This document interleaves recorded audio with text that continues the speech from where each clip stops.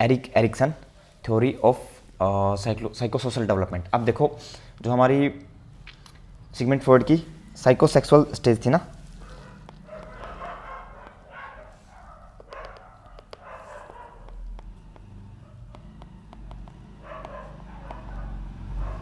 वो क्या थी हमारी? ओरल, एनल, फेलिक, लेटेंसी एंड जेनिटियल, है ना। अब ये हमारी साइकोसेक्सुअल स्टेजेस हैं जो कि हमारी सिगमंड फ्रॉइड ने बताई हैं। अब इसी थ्योरी को उन्होंने एरिक एरिक्सन ने आगे बढ़ाया और उन्होंने कहा कि we children don't develop in psychosexual manner, ठीक है, they develop in psychosocial manner. Okay, तो इनकी जो डेवलपमेंट की थ्योरी, इनको साइको जो या ये स्टेजेस हैं इनको साइकोसोशल स्टेजेस बोला जाता है। ओके, ठीक है। सो Eric Erikson, a prominent developmental psychologist, proposed a theory focusing on impact of social interactions and cultural influences throughout life. Unlike Freud, psychosexual stages, Erikson stages encompass the entire lifespan. अब देखो ये जो stages हैं हमारी around मतलब कि 15 to 16 years तक कह लीजिए, है ना, अराउंड 15 ईयर्स तक है। उन्होंने कहा कि और ये जो पहली वाली 3 स्टेजेस हैं 5 साल तक, ये बहुत ही इंपॉर्टेंट है। ये साइकोसेक्सुअल डिटर्मिनिज्म की मतलब आपकी इंटायर पर्सनैलिटी को डिटरमाइन कर देंगी। Okay, so Erikson stages encompass entire life span, है ना। तो इन्होंने 1 2 3 4 5 स्टेज दिए, उन्होंने 8 स्टेजेस दिए। ओके, हाईलाइटिंग साइकोसोशल कॉन्फ्लिक्ट्स और क्राइसिस। यहाँ पे क्राइसिस बहुत इंपॉर्टेंट है। We face at each stage successful crisis हम फेस करेंगे हर स्टेज पे। अगर क्राइसिस सक्सेसफुली रिजोल्व हो गया then we will move through to next stage successfully. Okay, and जो सक्सेसफुल रिजोल्यूशन है क्राइसिस का, that will lead to development of key virtues जैसे कि होप, विल, उसके अलावा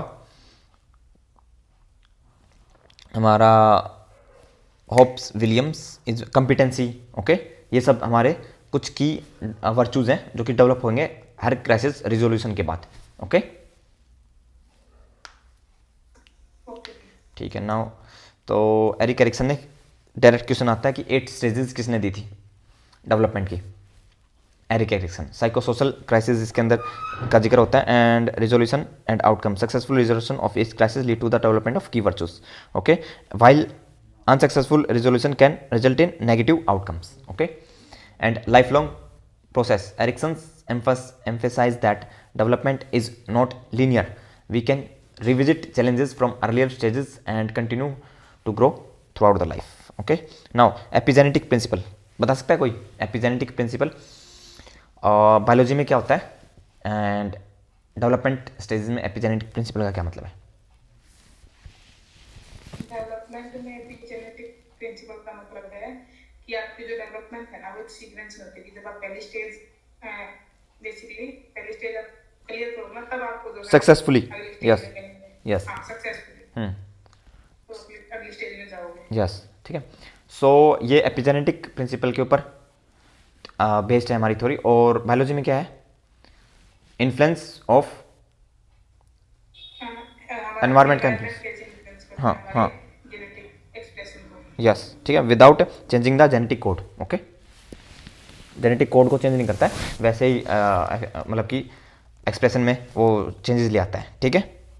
सो एपिजेनेटिक प्रिंसिपल हमारा यहाँ पे ये है कि in psychology specifically Erik Erikson जो साइकोलॉजी साइकोसोशल डेवलपमेंट और जीन पियाजे की भी okay theory of development, the epigenetic principle take on the different meaning here. It refers to the idea that personality develops unfold in predetermined sequence की एक sequence होगा। जैसे कि पहले आएगी हमारा ट्रस्ट वर्सेस मिसट्रस्ट स्टेज, ठीक है, और ओरल स्टेज कह लीजिए। Okay, then autonomy versus shame and doubt. तो पहले वाली जब रिजोल्व होगी ना तब मतलब कि वो प्री डिटरमाइंड सीक्वेंस है कि पहले ये स्टेज से गुजरेगा बच्चा, फिर इस स्टेज से, फिर सेकंड, फिर थर्ड, फिर fourth, fifth, six, seventh and eighth. Okay, तो ये प्री डिटरमाइंड सीक्वेंस अनफोल्ड हो रहा है इन द मतलब सीक्वेंस में जो अनफोल्ड हो रहा है ये स्टेजेस, इसको हम एपिजेनेटिक प्रिंसिपल बोलते हैं। ओके, जीन पियाजे की थ्योरी एंड हमारी एरिक एरिक्सन की both are based on epigenetic principle, है ना। बोथ दोनों ही बताएंगी कि एक सीक्वेंस है जो कि प्री डिटरमाइन, पहले से ही तय है कि पहले इस बच्चा इस स्टेज से जाएगा, फिर इस स्टेज से, फिर उस स्टेज से। Okay, now 8 stages. सबसे पहले जो हमारी स्टेज है, okay, that is oral sensory stage. Okay, oral sensory stage. और यहाँ पे जो हमारा कॉन्फ्लिक्ट है वो है ट्रस्ट वर्सेस मिसट्रस्ट का, ठीक है। अब infant rely on care givers for basic needs and develop a sense of trust. या तो सेंस ऑफ ट्रस्ट फॉर्म कर लेंगे, अदरवाइज अगर ये ट्रस्ट नहीं बन पाया तो mistrust based on the quality of the care received. Okay, otherwise mistrust आएगा। वर्चू यहाँ पे क्या होगा, होप डेवलप करेगा। अगर ये क्राइसिस रिजोल्व नहीं हुआ तो फेलियर में फियर एंड सस्पिशियस रहेगा बच्चा इंटायर लाइफ। ओके, और अगर उनको प्रॉपर केयर मतलब जो उनका केयर टेकर है उनसे प्रॉपर केयर मिलती है तो होप, उनको एक जो वर्चू मिलेगा, दैट्स होप। ओके, पहले स्टेज आपको याद रखनी है, that is trust versus mistrust. Birth से 1 साल तक होती है एंड वर्चू यहाँ पे डेवलप होता है होप। ओके, ठीक है। Second stage is muscular anal. Okay, यहाँ पे हमारा जो क्राइसिस रहेगा autonomy versus shame and doubt. Okay, autonomy मतलब कि ऑटोनॉमी क्या होती है, आप खुद के लिए कितने फैसले खुद ले सकते हो या फिर कोई और ले रहा है ना, आपका कंट्रोल कितना है खुद की लाइफ के ऊपर। सो टोडलर्स, अब ये 1 से 3 साल तक के उनको टोडलर्स बोलते हैं हम। Toddlers develop a sense of independence की सेंस डेवलप करेगा क्राइसिस अगर रिजोल्व हुआ तो, as they learn to walk, talk and explore, encouraging autonomy, foster self confidence आएगा उनमें। वाइल ओवरली रिस्ट्रिक्टिव, काफ़ी रिस्ट्रिक्टिव जो एनवायरमेंट रहेगा, lead to shame and doubt, वो लीड करेगा सेम एंड डाउन पे, ठीक है। तो वर्चू यहाँ पे will power, otherwise insecurity and indecisiveness. Okay, मतलब कि वही सेम एंड डाउट, इनसिक्योरिटी, उसका जिक्र हो रहा है, ठीक है। फिर है हमारे पास third stage is locomotor genital stage, ठीक है। यहाँ पे जो हमारा क्राइसिस रिजोल्वमेंट है वो है initiative versus guilt. Okay, initiation करना क्या होता है, चीज़ों को स्टार्ट करना। ओके, इनिशिएशन क्या होता है दोस्तों, यस। सो प्री स्कूलर्स मतलब स्कूल से पहले की जो स्टेज है हमारी 3 से 5 साल की, pre schoolers become more initiative and engaging in pretended play, encouragement foster a sense of purpose। Okay, यहाँ पे जो हमारा वर्चुअल पर्पज रहेगा। while excessive criticism can lead to guilt। Okay, अब या तो इनिशिएट करेंगे, ठीक है, चीज़ों के साथ, जैसे कि मतलब कि खेलना स्टार्ट करेंगे, दूसरों के साथ रिलेशनशिप में इनिशिएट करेंगे। अदरवाइज अगर वो काफ़ी क्रिटिसाइज करते हो आपको, आप हर चीज़ में बच्चों को, ठीक है, किन को 3 से 5 साल के जो बच्चे हैं, तो वो वहाँ पे lack of initiation, guilt, okay, inhibition, ये स्टार्ट हो जाएगा। ओके, नाउ उसके बाद हमारे पास लेटेंसी जो स्टेज है, यहाँ पे जो हमारा है इंडस्ट्री एंड इंफीरियोरिटी। इंडस्ट्री का क्या मतलब होता है, इंडस्ट्रियस मतलब कि आप कंपिटेंट हो। Okay, school age children develop a sense of industry.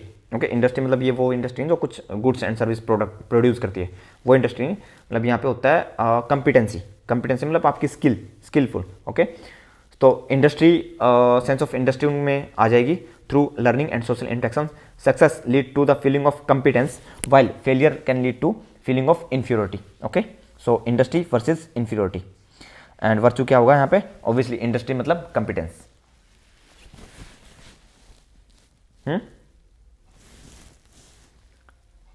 ठीक है। देन एडोलसेंस, ये बहुत ही इंपॉर्टेंट स्टेज है, यहाँ से क्वेश्चन आएंगे। 5th स्टेज हमारी आइडेंटिटी वर्सेस रोल कन्फ्यूजन, यहाँ पे हमारा क्राइसिस रहेगा। So teenager grapple a self identity, अगर या तो उनको पता चल जाएगा कि वो कौन है, उनको क्या करना है क्या नहीं लाइफ में, ठीक है, तो एक्सप्लोर करेंगे। यहाँ पे क्राइसिस हो सकते हैं यहाँ पे अलग अलग जगह पे, है ना। एंड सेल्फ, इसको इस स्टेज को फर्दर क्राइसिस में डिवाइड किया है कि कब क्राइसिस होगा कब नहीं होगा। Okay, so exploring different roles and possibilities, successful exploration lead to strong sense of self, आपको आइडेंटिटी मिल जाएगी। While confusion can lead to role confusion. Okay, मतलब आपको पता नहीं होगा कि आपको क्या करना है।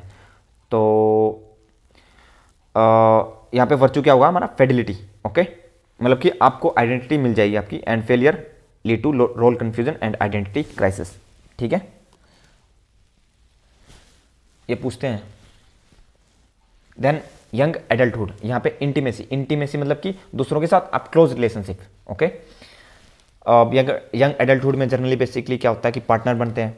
ओके, एंड आप मैरिज होती है यहाँ पे। ओके, अदरवाइज अगर नहीं आप इंटीमेसी शो कर पाए, या फिर ये वर्चू आपका लव वाला वर्चू नहीं एक्टिवेट हुआ, या क्राइसिस नहीं रिजॉल्व हुआ, तो isolation, failure lead to loneliness और social isolation. So young adults focus on forming close intimate relationship. Successful connections lead to sense of intimacy, while isolation fosters loneliness. Okay, seventh stage is adulthood. यहाँ पे generativity versus stagnation. Okay, middle adulthood में आएगा ये.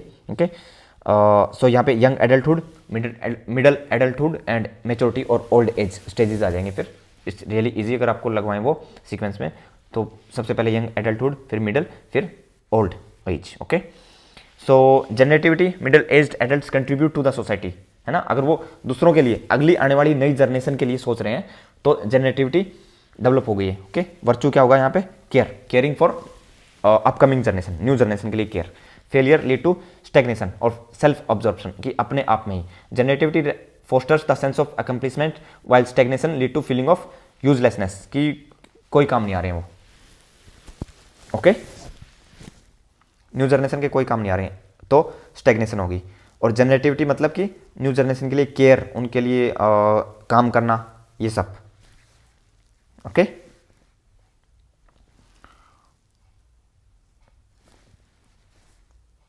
Hello guys. Okay, then maturity और old age जो हमारी stage है, last stage, ego integrity versus despair. Late adulthood में स्टेज आएगी। Older adults reflect on their life experiences. Okay, accepting one's life and accomplishment lead to ego integrity, कि मतलब अगर आपको लगा कि throughout the life you have lived a good life, आपने बहुत अच्छे अच्छे काम किए हैं, ठीक है, that will lead to ego integrity. Otherwise despair हो जाएगा। वाइल रिग्रेट, अगर आप रिग्रेट में रहोगे तो regret and missed opportunities can lead to despair. Okay, यहाँ पे वर्च्यू क्या रहेगा हमारा, wisdom. Failure will lead to despair, regret and fear of death. Okay, एक तो आदमी खुशी खुशी मरेगा, और एक अदरवाइज डिस्पेयर में, फियर में, रिग्रेट में मरेगी। ठीक है, वो डिस्पेयर हो जाएगा। ठीक है, so these are our stages: oral, sensory, muscular, anal, locomotor, genital, latency, adolescence, young adulthood and maturity, old age. ये JRF में पूछी जाती है। ठीक है, ये हमारे adaptive and mould adaptive ways of coping है। मतलब वर्चू यहाँ पे डेवलप होगा, अगर मतलब हमारा क्राइसिस रिजोल्व हुआ तो कौन सा वर्चू होगा। Hopes Williams is very purposeful, competence, he spreads fidelity, love, care and wisdom. ये हर एक निमोनिक ये रहा हमारा। Just remember, let's hope I will fulfil my purpose of being competent and show fidelity, love, care and wisdom. Okay, ये भी पूछते हैं सीक्वेंस में, ये भी पूछते हैं सीक्वेंस में, और ये भी पूछते हैं, तीनों चीज़ें। Okay, so it's really important कि आप इसको हाथ से एक दो बार बना के देख लें एंड निमोनिक याद कर लें।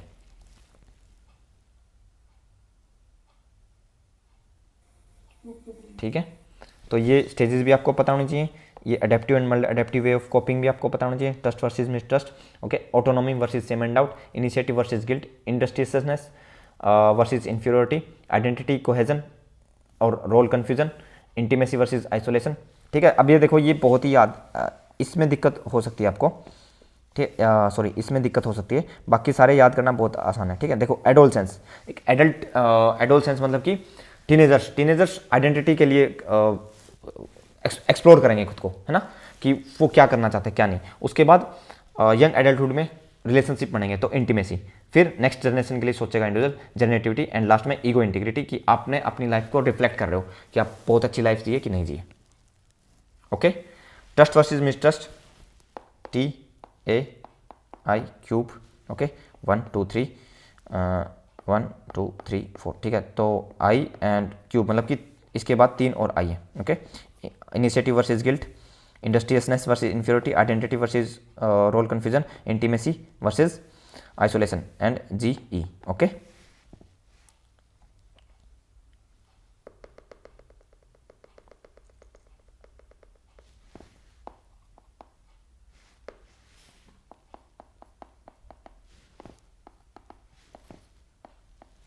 चाहे इसको ऐसे याद कर लीजिए, ओके। I4 करें या I3 से याद कर लोगे आप? I4 कर लेते हैं, है ना।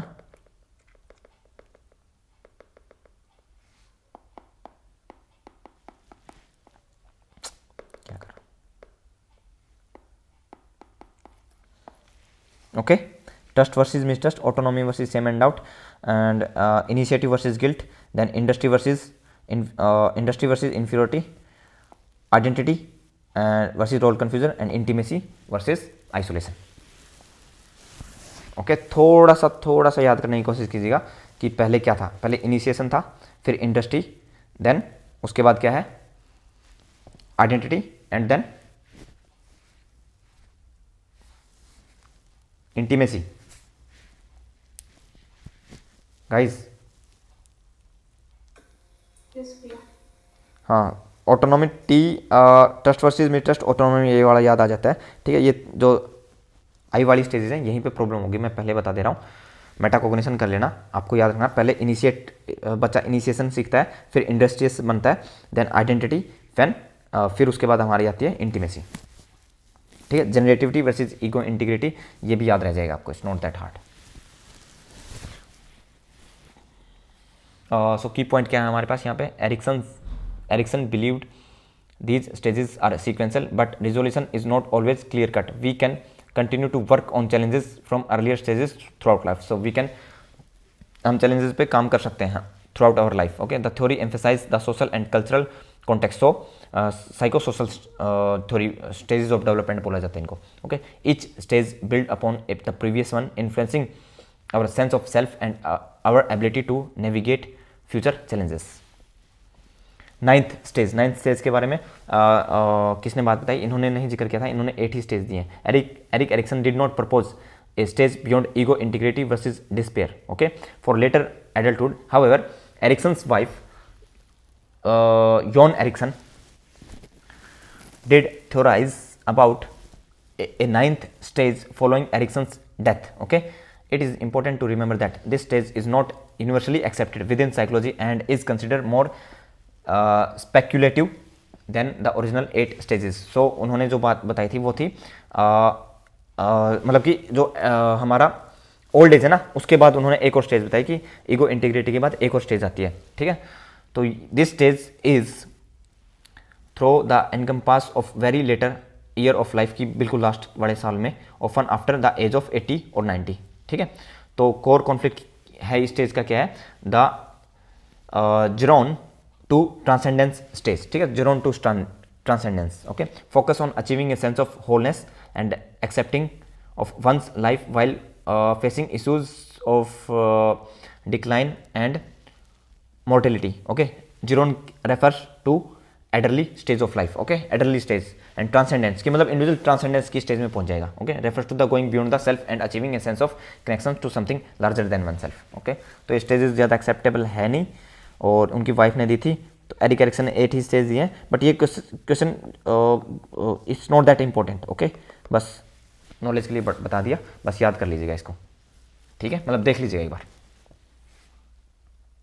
ओके। अडेप्टिव आउटकम क्या होगा, in this stage the goal is to achieve transcendence. This involves reviewing one's life with a sense of acceptance and integrity, finding meaning and purpose in life experiences, letting go of regrets and achieving a sense of peace and connection. मतलब adaptive outcome क्या रहेगा, failure to achieve transcendence in this stage can lead to despair and regret, okay, वही वैसे ही continuous despair आपका continue रहेगा।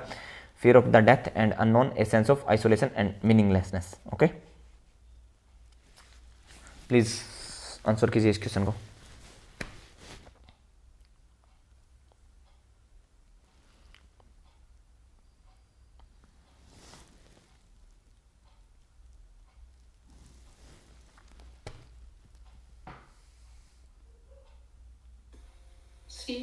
Yes, तो ये ट्रस्ट वर्सेस मिसट्रस्ट में रहेगा, autonomy versus shame and out, and ये हमारा purpose initiative, industry versus inferiority, okay, and fidelity आएगा हमारा, identity versus role confusion, love वाला आएगा हमारा, intimacies versus isolation, generativity versus stagnation, and last हमारा ego integrity versus despair. Okay, arrange the following stages of psychosexual development in correct sequence according to Erik Erikson. इनको correct sequence में arrange कीजिए।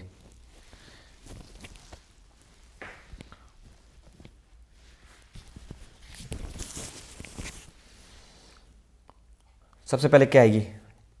T A आई, ठीक है। तो trust versus mistrust तो है नहीं, 1 आएगा सबसे पहले, तो ये तो गई, ठीक है।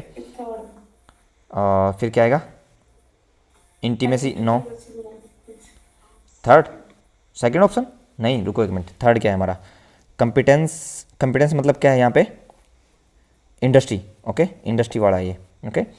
आइडेंटिटी इसके बाद आएगा, थर्ड के बाद, थर्ड सेकंड, थर्ड सेकंड ये रहा, ठीक है।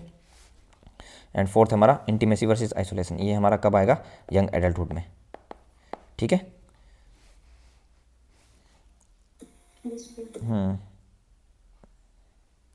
तो the psychosexual stages of intimacy versus isolation, intimacy versus isolation young adulthood का जिक्र हो रहा है, ठीक है। इज प्रीसीड, उससे पहले कौन सी आएगी? एंड सक्सीड, उसके बाद कौन सी आएगी? By which of the following, इससे पहले young intimacy, identity versus role confusion, ठीक है, ये रहा, बी आएगी इससे पहले। एंड प्रोसीड, उसके बाद कौन सी आएगी? सक्सीड, मतलब प्रीसीड, प्रीसीड होता है उससे पहले, प्रोसीड उसके बाद, है ना, सक्सीड कह लीजिए। सक्सीड उसके बाद कौन सी आएगी हमारी? Generativity versus stagnation, okay. So B and A option, ये रहा हमारा बी एंड ए। कहाँ पर है? ऑप्शन 3, ए एंड बी, ठीक है। बी एंड ए आएगा एक्चुअल में, ओके। नाउ उसके बाद हमारी इंपॉर्टेंट थ्योरी है, we are studying for GATE, okay. Jean Piaget's theory of cognitive development, again Piaget's theory of cognitive development that he developed in 1936. So he was a Swiss psychologist, proposed a theory of that revolutionized our understanding of how children thinking develops, okay, with the help of naturalistic observation on his own children. उन्होंने naturalistic observation करी थी अपने खुद के बच्चों पे। He proposed 4 important stages that we all need to remember, okay, of cognitive development. इनकी जो थ्योरी है उसको कोग्निटिव डेवलपमेंट थ्योरी कहा जाता है। Each characterize by distinct ways of thinking and understanding of the world, okay. So constructivist approach है ये, और कंस्ट्रक्टिविस्ट कौन सी है? कोग्निटिव कंस्ट्रक्टिविस्ट अप्रोच है, ठीक है। हमारी वाइगोस्की की सोशल कंस्ट्रक्टिविस्ट अप्रोच है, ठीक है। सो पियाजे believe that children are not merely passive recipients of information but are actively engaged in exploring, experimenting and learning from their experiences, ठीक है। तो कंस्ट्रक्टिविस्ट अप्रोच का क्या मतलब है? हम एक्टिवली हम क्या करते हैं? हमारी इन नॉलेज को एक्टिवली एंगेज रहते हैं कि in the form of development, okay okay, मतलब एनवायरनमेंट में पैसिवली चीज़ें नहीं सीखते हैं, एक्टिवली चीज़ें सीखते हैं, उसका मतलब है कंस्ट्रक्टिविस्ट, ठीक है। अब ये कोग्निटिव है, और हमारी वैग्यूस्की वाली कौन सी है? Social cultural constructivist, okay. So they use, children का जिक्र हो रहा है, a child use their existing knowledge and schemas, जिनको मेंटल रिप्रेजेंटेशन कहा जाता है, to interpret new information and construct mental representation of the world. So children actively construct their understanding of the world is proposed by Jean पियाजे, okay. Now adaptation क्या है? What do you mean by adaptation? Can you tell me? It's really important concept in Jean Piaget's theory. बताइए adaptation क्या है?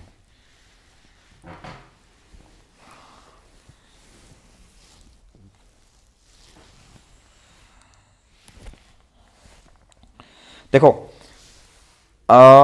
Now this child, okay, she knows that this is a doggy, okay. अब इसका schema, इस लड़की का schema क्या है? एक डॉगी का 4 पैर होते हैं, ठीक है। एक एनिमल, हर एनिमल को अभी डॉगी कह सकती है, ठीक है, क्योंकि अभी इसके स्कीमास बन रहे हैं, ठीक है। 4 पैर होते हैं, एक पूंछ होती है, और कुछ ऐसा एनिमल डॉगी होता है। सो अब now here this is good, इसने नई नॉलेज एक्वायर कर ली, ओके।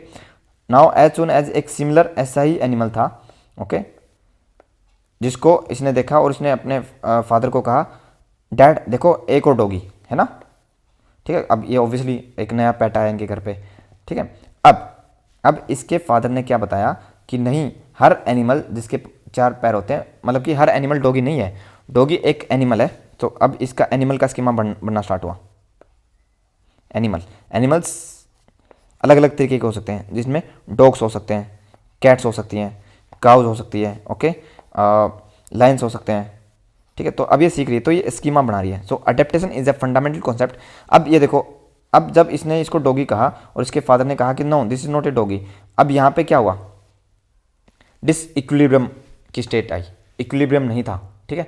इसका स्कीमा कुछ और था और एक्सटर्नल एनवायरनमेंट से इंफॉर्मेशन कुछ और आ रही थी, ओके। अब ये इक्विलिब्रियम में नहीं है चीज़ें, ठीक है। अब सी, हर मेंटल स्टेट, हर cognitive state need to be in equilibrium. अब वो कैसे होगा, एडेप्टेशन की हेल्प से। एडेप्टेशन क्या है, adaptation is the fundamental concept in psychology that describe how organism including human adjust their environment. Normally adaptation को हम ऐसे मानते हैं, ठीक है, फॉर सर्वाइवल के लिए हम अडेप्ट करते हैं। In the context of cognitive development, Jean पियाजे की थ्योरी में एडेप्टेशन क्या है, जीन पियाजे emphasise the importance of adaptation for learning. अब उन्होंने लर्निंग को एडेप्टेशन कहा, मेंटल एडेप्टेशन का जिक्र किया उन्होंने, है ना। फिजिकल एडेप्टेशन क्या होती है, हमारी एनवायरनमेंट में हम सर्वाइव करने के लिए जो अडेप्ट करते हैं, हमारे बिहेवियर को एडजस्ट करते हैं, ओके। यहाँ पे मेंटल अडेप्ट कर रहे हैं हम, न्यू इन्फॉर्मेशन को एडजस्ट कर रहे हैं, हमारी upcoming information with the help of what, either with the help of assimilation और एकोमोडेशन। सो एडेप्टेशन कैसे होगी, हमारी एसिमुलेशन की हेल्प से और एकोमोडेशन की हेल्प से। अब ये डॉगी होता और ये कहती डॉगी, ठीक है, और ये कह देता यस बेटा this is a doggy, okay. तो ये एसिमुलेशन हो रही थी कि एकोमोडेशन हो रही थी,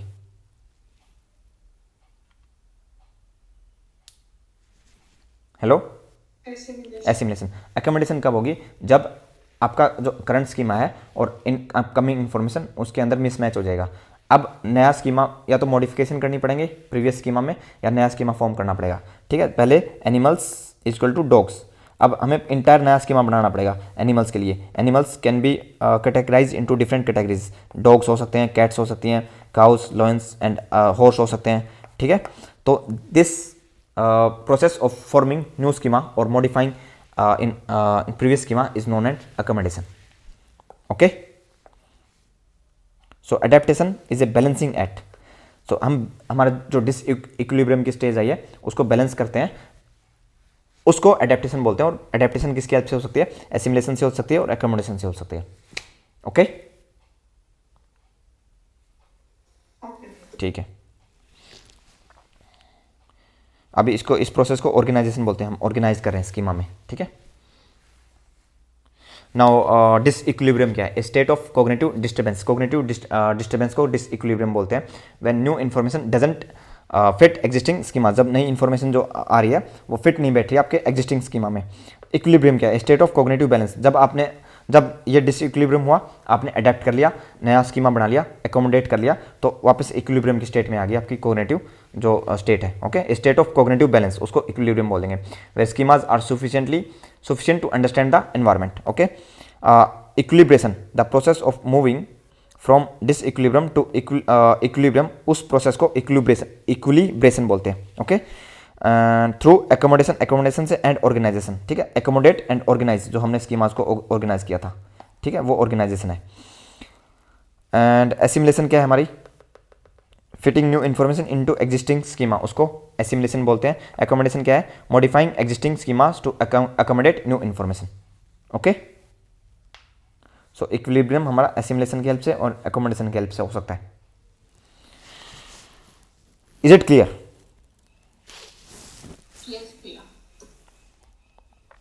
What are schemas?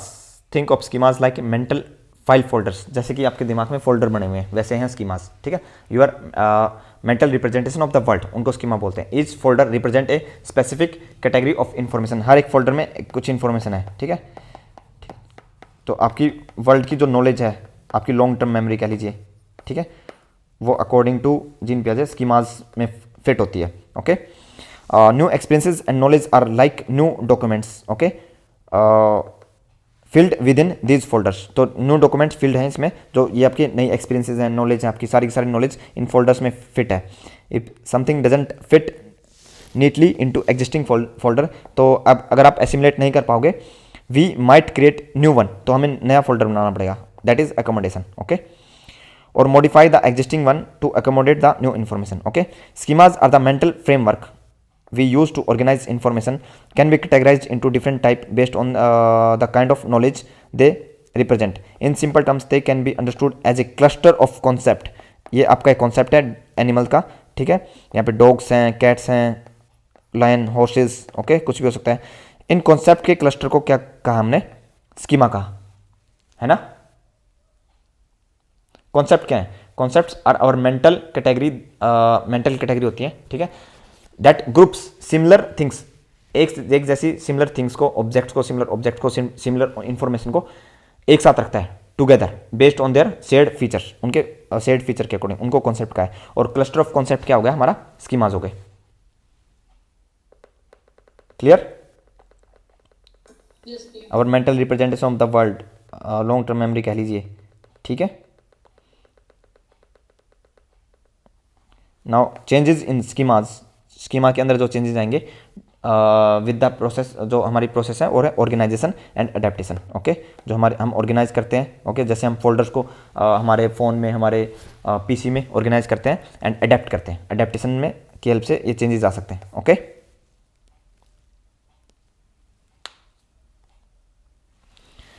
So schemas play a crucial role in various cognitive processes, learning में, मेमोरी में एंड प्रॉब्लम सॉल्विंग में स्कीमा बहुत इंपॉर्टेंट रोल प्ले करते हैं, ओके। नाउ 4 स्टेजेस ऑफ जो डेवलपमेंट है हमारी, सबसे पहली है सेंसरी मोटर स्टेज, ठीक है। सेंसरी मोटर स्टेज कब? 0 से 2 साल तक, ठीक है, 2 से 7 साल तक हमारी प्री ऑपरेशन। उसके बाद जब ये हमारी 3 या 2 से 7 साल की स्टेज में बच्चा हो जाएगा, प्री ऑपरेशनल स्टेज उसको कहेंगे, ठीक है। फिर हमारी आएगी कॉन्क्रीट ऑपरेशनल स्टेज, ठीक है।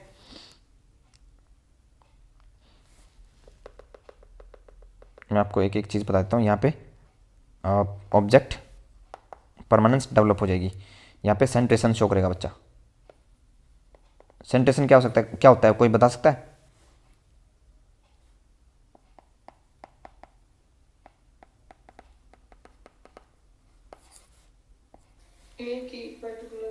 फीचर, हाँ, ठीक है।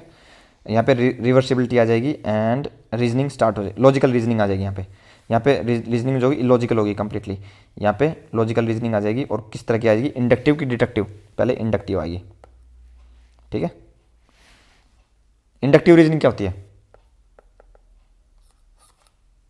Specific to general. Very good, specific to general, ठीक है।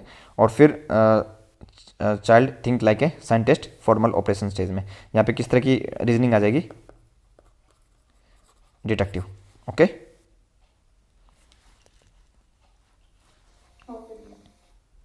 सो एपिजेनेटिक प्रिंसिपल पे बेस्ड है हमारी पियाजे की थ्योरी। पियाजे use the term epigenetic principle differ from its biological meaning. Actual biological जो एपिजेनेटिक प्रिंसिपल उससे अलग है। Here it refers to the idea that cognitive development follows A pre determined sequence. वही जो हमारा हमने पहले पढ़ा था, वही एपिजेनेटिक प्रिंसिपल। सबसे पहले हमारी सेंसरी मोटर, फिर प्री ऑपरेशनल, फिर concrete operation and in last we will see formal operation stage, ठीक है। Now sensory motor stage. अब यहाँ पे सर्कुलर रिएक्शन, सर्कुलर रिएक्शन क्या होती हैं? रिपीटेड मोटर मूवमेंट्स, उनको सर्कुलर रिएक्शंस बोलते हैं, ठीक है। रिपीटेड जो मोटर मूवमेंट करेगा ना, उनको सर्कुलर रिएक्शंस बोलते हैं, ठीक है। So infant and toddlers rely on their senses and motor skills to explore and learn about the world. तो ये स्टेज हमारी 0 से 2 साल तक सेंसरी मोटर स्टेज है, ठीक है।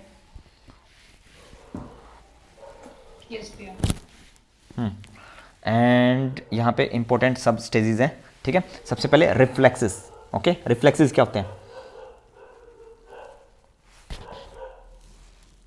इनेट बिहेवियर होते हैं हमारे, है ना, इंस्टिंक्ट जो शो करते हैं, और रिफ्लेक्सेस होते हैं। अब 0 से 1 मंथ तक रिफ्लेक्सेस सब स्टेज रहेगी हमारी। Newborn reflexes like sucking, grasping are the primary way of infant interact with the environment, ठीक है। तो कैसे इन्वायरमेंट से इंटरेक्ट करेगा? With the help of reflexes. फिर उसके बाद 1 से 4 महीने तक हमारी primary circular reactions, infant repeat actions they find pleasurable like sucking their thumb, ठीक है। तो ये हमारी प्राइमरी सर्कुलर रिएक्शन स्टेज है। उसके बाद है हमारी सेकेंडरी सर्कुलर रिएक्शंस। ये क्या है अब?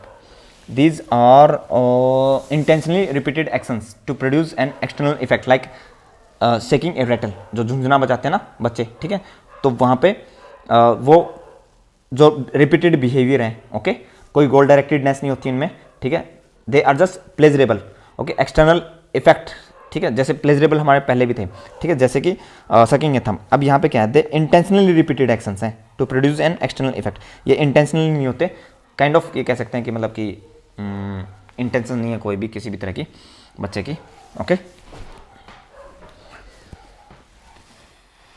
देन कोऑर्डिनेशन और सिंथेसिस ऑफ सेकेंडरी रिएक्शंस, जो हमारी 8 से 12 मंथ की जो स्टेज रहेगी, यहाँ पे कोऑर्डिनेशन हो जाएंगे, okay. Coordination and planning of actions improves, they might combine reaching and grasping to retrieve an object, okay. यहाँ पे प्रिजर्वेटिव एरर हो सकता है। प्रिजर्वेटिव एरर क्या होता है, कोई बता सकता है?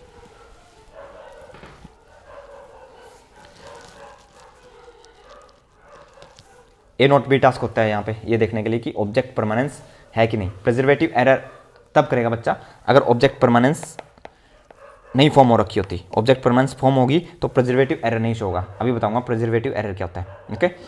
यहाँ पे प्रिजर्वेटिव एरर हो सकता है और अगर नहीं हो रहा है तो ऑब्जेक्ट परमानेंस बिल्ट हो चुकी है। तो फर्स्ट स्टेज में हमारी सेंसरी मोटर स्टेज में ऑब्जेक्ट परमानेंस बिल्ड हो जाती है। फिर हमारी टर्सरी सर्कुलर रिएक्शंस 12 से 24 मंथ, ट्रायल एंड एरर यहाँ पे स्टार्ट हो जाते हैं, okay. Trial and error experiment emerges, they explore how object work by manipulating them in different ways. Goal directed behaviour होते हैं बच्चों के यहाँ पे।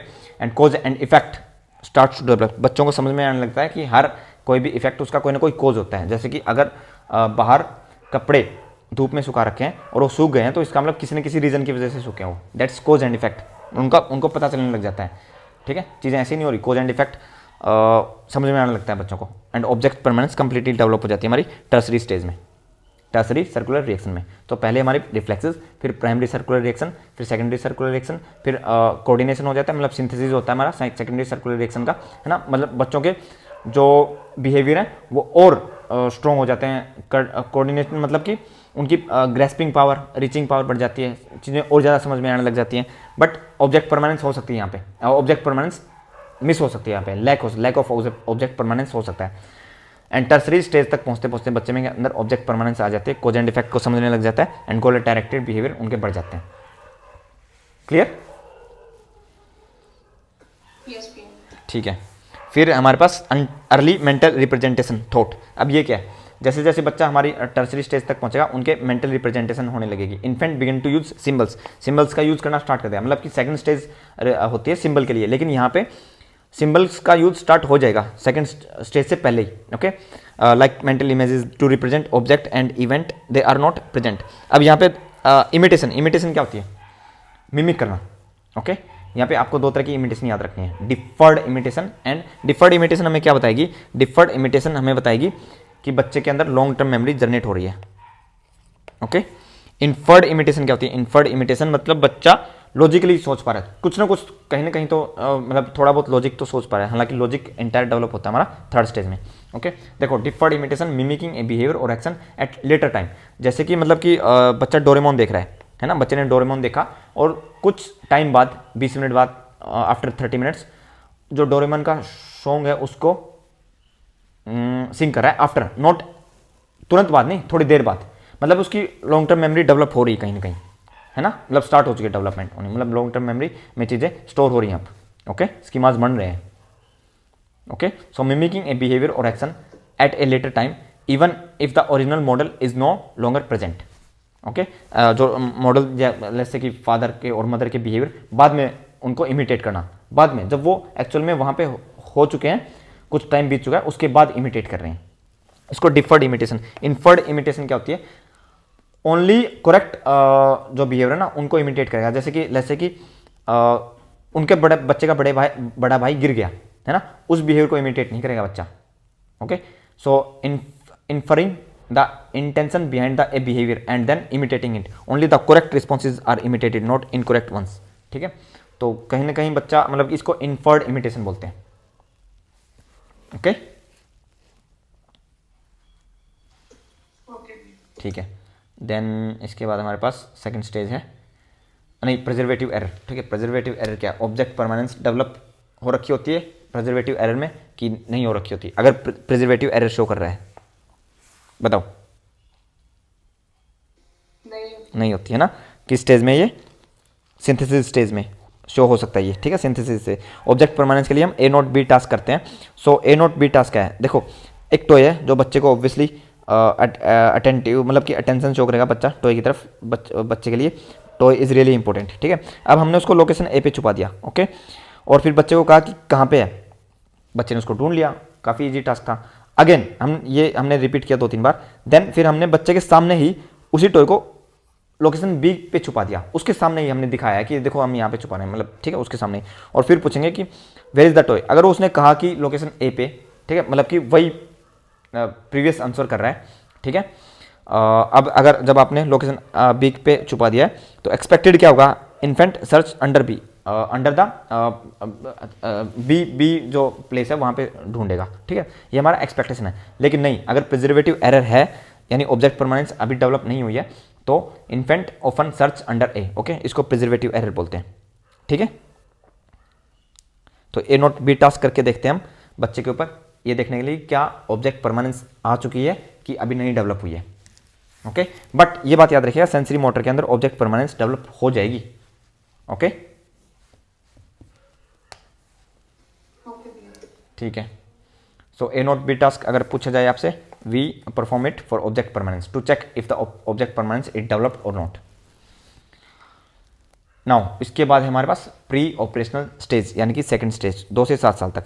यहाँ पे कोर फोकस क्या रहता है, preschoolers use symbols, it is characterise by use of symbols and language but have limitation in thinking, मतलब लॉजिकल नहीं होती काफ़ी ज़्यादा। ठीक है, अब इसकी 2 सब स्टेजेस हैं, प्री कॉन्सेप्चुअल सब स्टेज एंड इंट्यूटिव सब स्टेज। ठीक है, प्री कॉन्सेप्चुअल सब स्टेज के अंदर आपको सेंटेशन देखने को मिलेगी, focusing on single feature of an object कर लीजिए। ओके, ठीक है, सिंगल फीचर पे, ओके, ऑब्जेक्ट पे। एंड ट्रांसडक्टिव रीजनिंग, ट्रांसडक्टिव मतलब इलॉजिकल रीजनिंग होती है। ओके, इंट्यूटिव सब स्टेज हमारी 4 से 7 साल तक होती है। अंडरस्टैंडिंग कॉन्सेप्ट की बढ़ जाती है यहाँ पे। कंजर्वेशन लैक करेगा, मतलब बच्चा यहाँ पे रिवर्सिबिलिटी शो नहीं कर पाएगा, इरिवर्सिबल थॉट रहेंगे, है ना, कि जैसे कि मतलब कि इरिवर्सिबल, जैसे क्ले से खेल रहा है बच्चा, ये क्ले से उसने कुछ ऐसी ऐसी शेप बना दी, अब वापस यहाँ पे नहीं पहुँच पाएगा, कि इससे वापस यहाँ पर भी पहुँचा जा सकता है। इसको रिवर्सिबिलिटी बोलते हैं ना, स्ट्रगल करेंगे रिवर्सिबिलिटी से। सो लैक ऑफ कंजर्वेशन और रिवर्सिबिलिटी, ठीक है, इन पे लैक करेगा बच्चा। एंड उससे ऊपर वाली स्टेज में हमारे पास सेंटेशन होगी। सेंटेशन क्या होती है, पूछते हैं direct, focusing on single feature. Okay, egocentric होगा यहाँ पे। ईगोसेंट्रिज्म क्या होता है, सेल्फ सेंटर्ड, दूसरे के पर्सपेक्टिव से चीज़ें नहीं देख पाएगा, है ना। अगर बच्चे को ठंड लग रही है तो उसको लगेगा कि सबको ही ठंड लग रही होगी, उसको दर्द हो रहा है तो उसको लगेगा कि सबको ही दर्द हो रहा होगा, किसी दूसरे का पर्सपेक्टिव नहीं समझ पाएगा। तो यहाँ पे हम 3 माउंटेन टास्क करते हैं। ओके, 3 माउंटेन टास्क, ये समझने के लिए कि इकोसेंट्रिक है कि नहीं बच्चा। तो की कैरेक्टरिस्टिक्स क्या है हमारे पास, किस स्टेज के, हमारे प्री ऑपरेशनल स्टेज के। ठीक है, प्री ऑपरेशनल स्टेज के की कैरेक्टरिस्टिक, सिंबॉलिक थॉट होते हैं, use of symbols to represent objects, symbols का यूज करेगा बच्चा। एनिमिज्म इंपॉर्टेंट है। एनिमिज्म क्या होता है, नॉन लिविंग ऑब्जेक्ट्स को भी लिविंग समझेगा, लाइफ एट्रीब्यूट करेगा उसको। ठीक है, ऐसे जैसे कि डॉल्स के साथ खेलना, है ना, और उनको कहेगा, उनको चाय ऑफर करेगा बच्चा, एंड अदर, मतलब कि उनको जिंदा समझेगा। ठीक है, इसको एनिमिज्म बोलते हैं। Animism is attributing life to non living objects. Okay, ठीक है। देन ट्रांसडक्टिव रीजनिंग होती है आपकी, इलॉजिकल रीजनिंग होती है। Pre conceptual thoughts, lack of concrete understanding, concrete understanding नहीं होती। सेंटेशन होती है, focusing on single aspect of one aspect of situation. Egocentric कम होती रहती है बट प्रेजेंट रहती है। ईगोसेंट्रिज्म होती है बट कंटिन्यूसली ईगोसेंट्रिक से मतलब दूसरों का पर्सपेक्टिव समझने की कोशिश करता है। प्राइवेट स्पीच मतलब अपने आप से बातें करेगा बच्चा। Okay, and imaginary play show करेगा यहाँ पे। Okay, pretend to be something else, है ना, इमेजिनरी प्ले शो होता है यहाँ पे। ओके, तो ये की कैरेक्टरिस्टिक्स है हमारे प्री ऑपरेशनल स्टेज के। इनमें से कुछ भी हो तो आप प्री ऑपरेशनल स्टेज पे लगा देना कि प्री ऑपरेशनल स्टेज पे है बच्चा। ओके, ऑब्जेक्ट परमानेंस डेवलप हो चुकी होती है, ये बात याद रखिएगा। सो यहाँ पे डेवलप नहीं होती, की कैरेक्टरिस्टिक्स नहीं है ऑब्जेक्ट परमानेंस हमारी प्री ऑपरेशनल स्टेज की। ये है हमारी symbolic representation, animism, imaginary play and transductive reasoning, illogical reasoning and centration, egocentrism and private speech. ये की कैरेक्टरिस्टिक्स है। इनमें से पूछे ना तो इनको ही ऑप्ट करना है आपको, ऑब्जेक्ट परमानेंस को नहीं ऑप्ट करना है। ओके ओके भैया। हाँ, और बच्चा नहीं कर सकता, क्या नहीं कर सकता, रिवर्सिबिलिटी शो नहीं कर सकता, ठीक है। कंजर्वेट, वापस चीज़ों को इधर से उधर, मतलब कि वापस ये बताना कि जैसे कि बच्चे के सामने ही आप, अब ये जो गिलास है नैरो गिलास है, ये थोड़ा वाइड गिलास है ना, यहाँ पे इतना पानी है भरा हुआ है, इसको इसमें से डाल दोगे ओपियसली ऊपर उठेगा, बच्चे को लगेगा कि इसमें ज़्यादा है ना, उसको ये नहीं समझ में आएगा कि उतना ही पानी इसी में के अंदर से आया है, ठीक है। दोनों में सेम वाटर होगा ना, तो बच्चे को नहीं समझ में आएगा कि इसमें और इसमें इक्वल वाटर है या फिर इक्वल अमाउंट ऑफ लिक्विड है। अगर उसको वो ज़्यादा दिख रहा है ना, तो उसको कहेगा कि इसमें ज़्यादा है, मतलब हाइट में वो ज़्यादा दिख रहा है उसको। ओके ओके भैया। ठीक है। सो 3 माउंटेन टास्क किया यहाँ पे जीन पियाजे ने, किसको समझने के लिए, ईगोसेंट्रिज्म को, ठीक है। तो अब देखो यहाँ पे बच्चा खड़ा है, ठीक है। मैं मतलब कि पर्सपेक्टिव बना रहा हूँ, ऑब्वियसली इस चेहरे को आप उस तरफ समझो, ठीक है। यहाँ तो इस तरफ तो हेयर होंगे बच्चे के, ओके ठीक है। अब बच्चे से पूछा जाएगा, ठीक है, कि बच्चे को कितने माउंटेन दिख रहे हैं। ओके, इसको थोड़ा इधर लेके आओ, ठीक है। अब ये माउंटेन जो है ना, ये इनको कवर करे हुए आप ये मान के चलो, ठीक है। अब इसको कितने माउंटेन दिख रहे हैं उधर से, इस डोल को, एक है ना, तो ऑब्वियसली कवर कर देगा ना। बच्चे को 3 दिख रहे हैं। अगर बच्चे से पूछा जाएगा कि डोल को कितने माउंटेन दिख रहे हैं, मतलब अगर मतलब उस तरफ से कितने माउंटेन दिखेंगे, बच्चा अगर ये कहेगा ना 3 दिख रहे हैं, तो इसका मतलब क्या है, इकोसेंट्रिक है कि दूसरे के पर्सपेक्टिव को समझ रहा है, इकोसेंट्रिक है, ठीक है। अगर ये बच्चा कहेगा कि उसको 1 दिख रहा है, मेरे को 3 दिख रहे हैं, तो दूसरे के पर्सपेक्टिव को भी समझना है, बट यहाँ पे इकोसेंट्रिज्म शो करेगा बच्चा इस स्टेज में, ठीक है। तो 3 mountain task was done for egocentrism. Okay, ये 2 स्टेजेस बहुत इंपॉर्टेंट थी। 3rd स्टेज और 4th स्टेज से ज़्यादा क्वेश्चन नहीं पूछे जाएंगे, बट स्टिल आपको ये पूछा जाएगा कि पहले कौन सी स्टेज आएगी, 2nd एंड 3rd, फिर 4th। फिर कॉन्क्रीट ऑपरेशन, कॉन्क्रीट ऑपरेशन में बेसिकली क्या है कि बच्चे की लॉजिकल रीजनिंग स्टार्ट हो जाएगी एंड रीजनिंग हमारी इंडक्टिव रीजनिंग होगी, ओके। डिसेंट्रेशन हो जाएगी, है ना, इकोसेंट्रिज्म कम हो जाएगा, एंड यहाँ पे हमारा इंपॉर्टेंट है कि conservation and irreversibility, sorry reversibility आ जाएगी, ओके।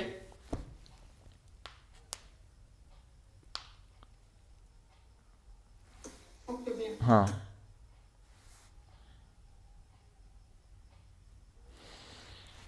ओके तो जैसे कि हमारी रिवर्सिबल ये वॉल्यूम वाले जो अभी हमने एग्जांपल देखा, ठीक है। एंड नंबर्स में जैसे कि ये इक्वल हैं, अगर इनको आप यहाँ पे रख दोगे ना, तो बच्चे को क्या लगेगा कि ये ज़्यादा है, ठीक है। मतलब कैसे आएगी, ऐसे नहीं डेवलप की इस स्टेज में पहुँचते ही डेवलप होगी, ओके, ऐसा नहीं होगा, याद रखिएगा, धीरे धीरे स्टेज के लास्ट तक आएगी, ठीक है। सो a child understand the amount of juice remains the same if sprout from a tall glass into a short wide glass, ठीक है। उसको ये समझ में आने लगेगा, ठीक है, वो सेम रहेगा, वो बढ़ेगा नहीं, ठीक है। तो यहाँ पे ऑब्वियसली रीजनिंग आने लग जाएगी, इंडक्टिव रीजनिंग आएगी पहले, डिडक्टिव रीजनिंग बाद में आएगी, ओके। एंड अब देखो ये कंजर्वेशन के अलग अलग टास्क हैं, ठीक है। अब यहाँ से क्ले को ऐसे फॉर्म कर दिया, अब वापस यहाँ पे आएगा तो मतलब रिवर्सिबिलिटी आ गई है, ठीक है। ये क्या है, a 7 year old child was given 10 pebbles, ठीक है, बाय हर टीचर। पेबल कुछ इस तरह से होंगे।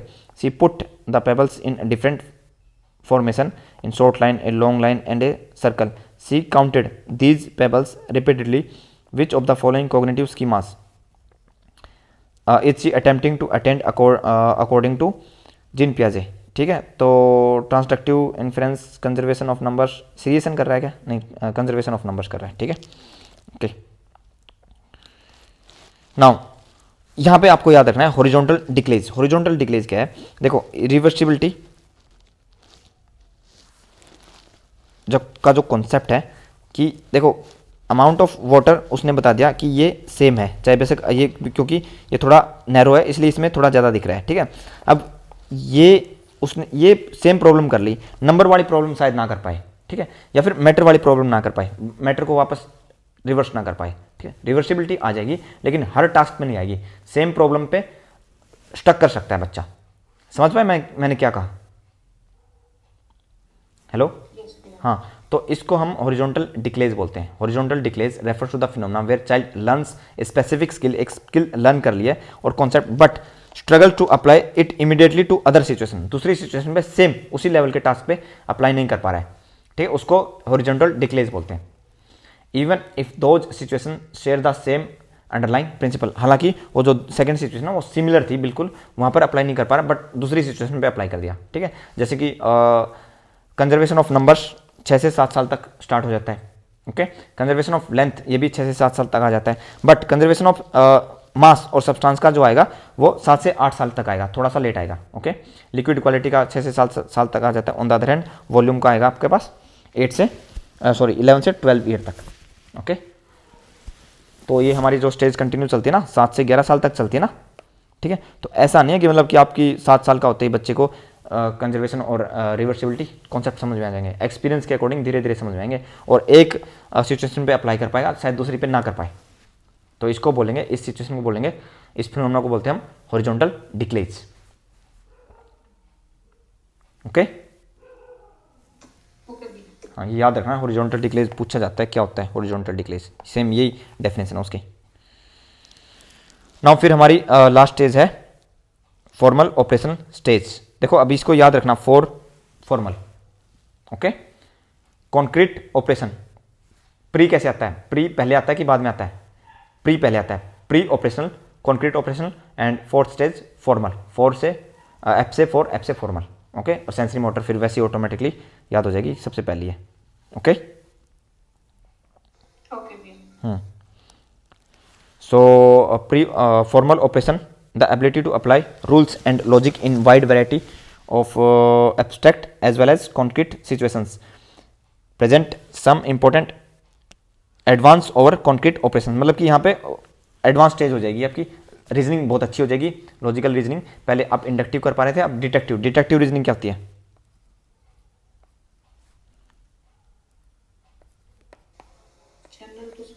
यस, जनरल टू स्पेसिफिक जाना, ओके।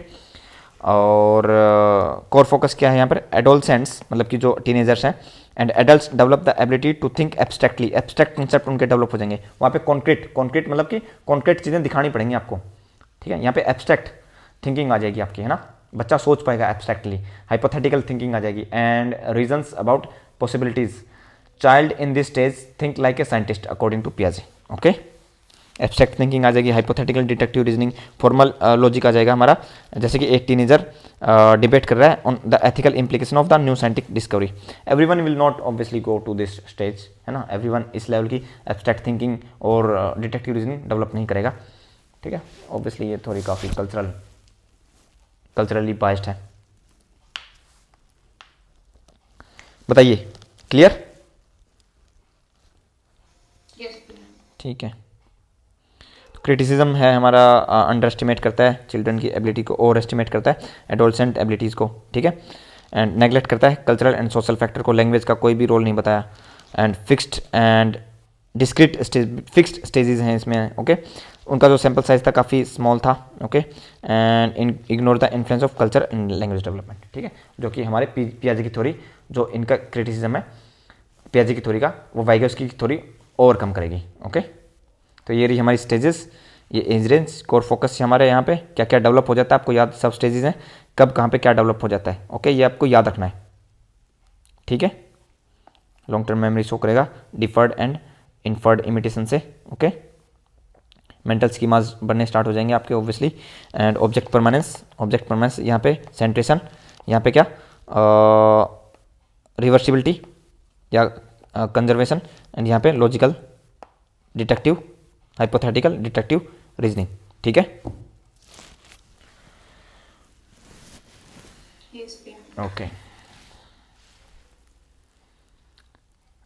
ओके, स्टेज इनवेरियंस क्या है कि हर स्टेज अगली स्टेज पे डिपेंड कर रही है, ठीक है। उस ये स्टेज डेवलप होगी तभी ये स्टेज डेवलप होगी, तब इसको स्टेज इनवेरियंस बोलते हैं। एंड डिसकंटिन्यूस डेवलपमेंट थ्योरी है ये, ओके। एंड मतलब कि स्टेजेस हैं इसलिए इसको स्पेसिफिक स्टेजेस दे रखी है ना, ऐसा नहीं कि कंटिन्यूस डेवलप हो रही है ना, कोई स्टेजेस नहीं है। तो स्टेजेस होंगे ना वहाँ पे वो डिसकंटिन्यूस डेवलप थ्योरी होगी कि पहले इस स्टेज में स्टक करेगा बच्चा, इसको कंप्लीट करेगा, फिर इस स्टेज में स्टक करेगा, फिर स्टेज में, फिर स्टेज में, ठीक है। And ages are approximate and can be vary between different for different children, ठीक है। ये याद रखिएगा, ऑब्जेक्ट परमानेंस, फिर सेंटेशन, फिर रिवर्सिबिलिटी आएगी, फिर abstract thinking, okay. I hope कि ये सब चीज़ें आप मतलब कि काफ़ी आसान होगी आप लोगों के लिए। यस भैया। ठीक है, बताइए what is Piaget's term for child uneven cognitive performance. बस यही अब चाहिए था वर्ड, अनइवन कोग्निटिव परफॉर्मेंस, इससे हो जाना चाहिए आंसर। यस, ठीक है, ओके। अकॉर्डिंग टू पियाजे changes in schemas occur due to the following processes.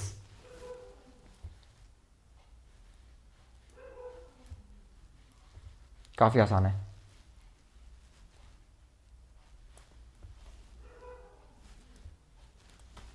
इसमें क्या है, ऑर्गेनाइजेशन से होगा स्कीमा के अंदर चेंजेस, यस और नो। सर्कुलर रिएक्शन से कोई स्कीमा के अंदर चेंज नहीं होता, ठीक है। एलिमिनेट करो, हो गया, ठीक है। मेंटल रिप्रेजेंटेशन तो स्कीमाज ही होते हैं, इसमें चेंजेस क्यों आएगा, फोर्थ को एलिमिनेट करो, 1 and 3। ऑर्गेनाइजेशन एंड एडेप्टेशन, ये हो गया हमारा ऑर्गेनाइजेशन, ठीक है। और हम जो अकोमोडेट करते हैं वो हो गई हमारी अडेप्टेशन। तो अडेप्टेशन से भी मतलब अडेप्टेशन में हमारे एसिमुलेशन और एकोमोडेशन दोनों आएंगे ना, एसिमुलेशन एंड एकोमोडेशन। एकोमोडेशन की हेल्प से स्कीमा के अंदर चेंज हो सकता है, एंड ये प्रोसेस होती है ऑर्गेनाइजेशन, इसकी हेल्प से भी हमारी चेंजेस हो सकता है स्कीमा के अंदर, ठीक है। Pre operational child has irreversible thought. बताओ, उनके थॉट इरिवर्सिबल होते हैं कि रिवर्सिबल होते हैं?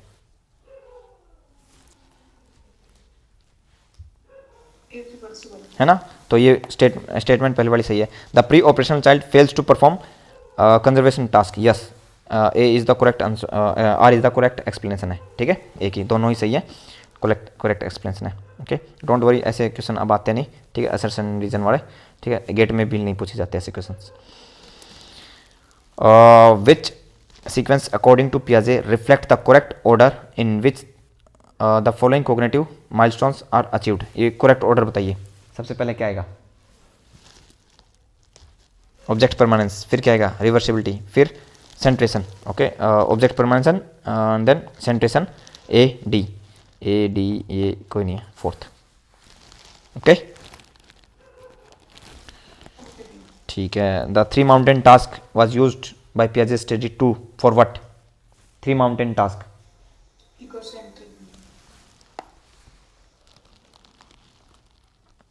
ठीक है। ये कुछ एक्स्ट्रा क्वेश्चन है, देख लीजिए इनको, ये उनके आंसर है, ओके। कंटिन्यू करें,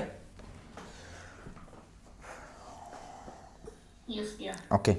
सो अभी तक हमने देख लिया पियाजे की थ्योरी को डिटेल में, ठीक है। अभी हमने कल्चरल कंस्ट्रक्टिविस्ट अप्रोच देखनी है, ठीक है। सोशियो कल्चरल अप्रोच और socio cultural theory of development given by Leo Vygotsky, okay.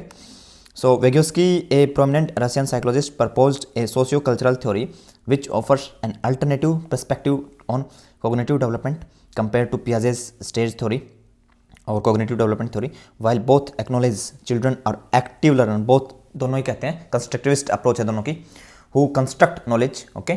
Vygotsky emphasize the crucial role of social interaction, language and culture in this process, जो कि हमारी क्या थी, क्रिटिसिज्म था पियाजे की थ्योरी का, ओके।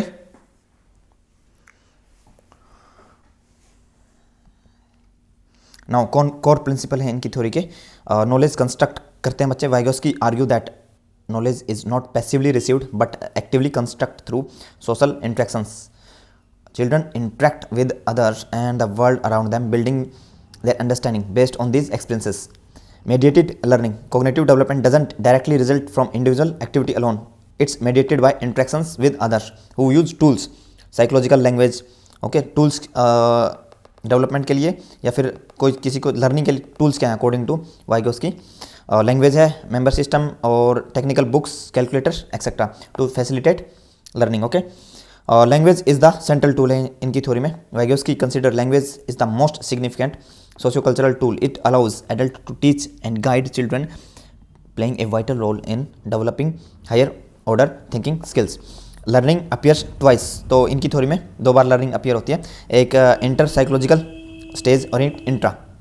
ठीक है, इंटर और इंट्रा में डिफ्रेंशिएट बता सकते हो आप, मतलब इनके दूसरे वर्ड क्या है? इंटर का दूसरा वर्ड क्या है?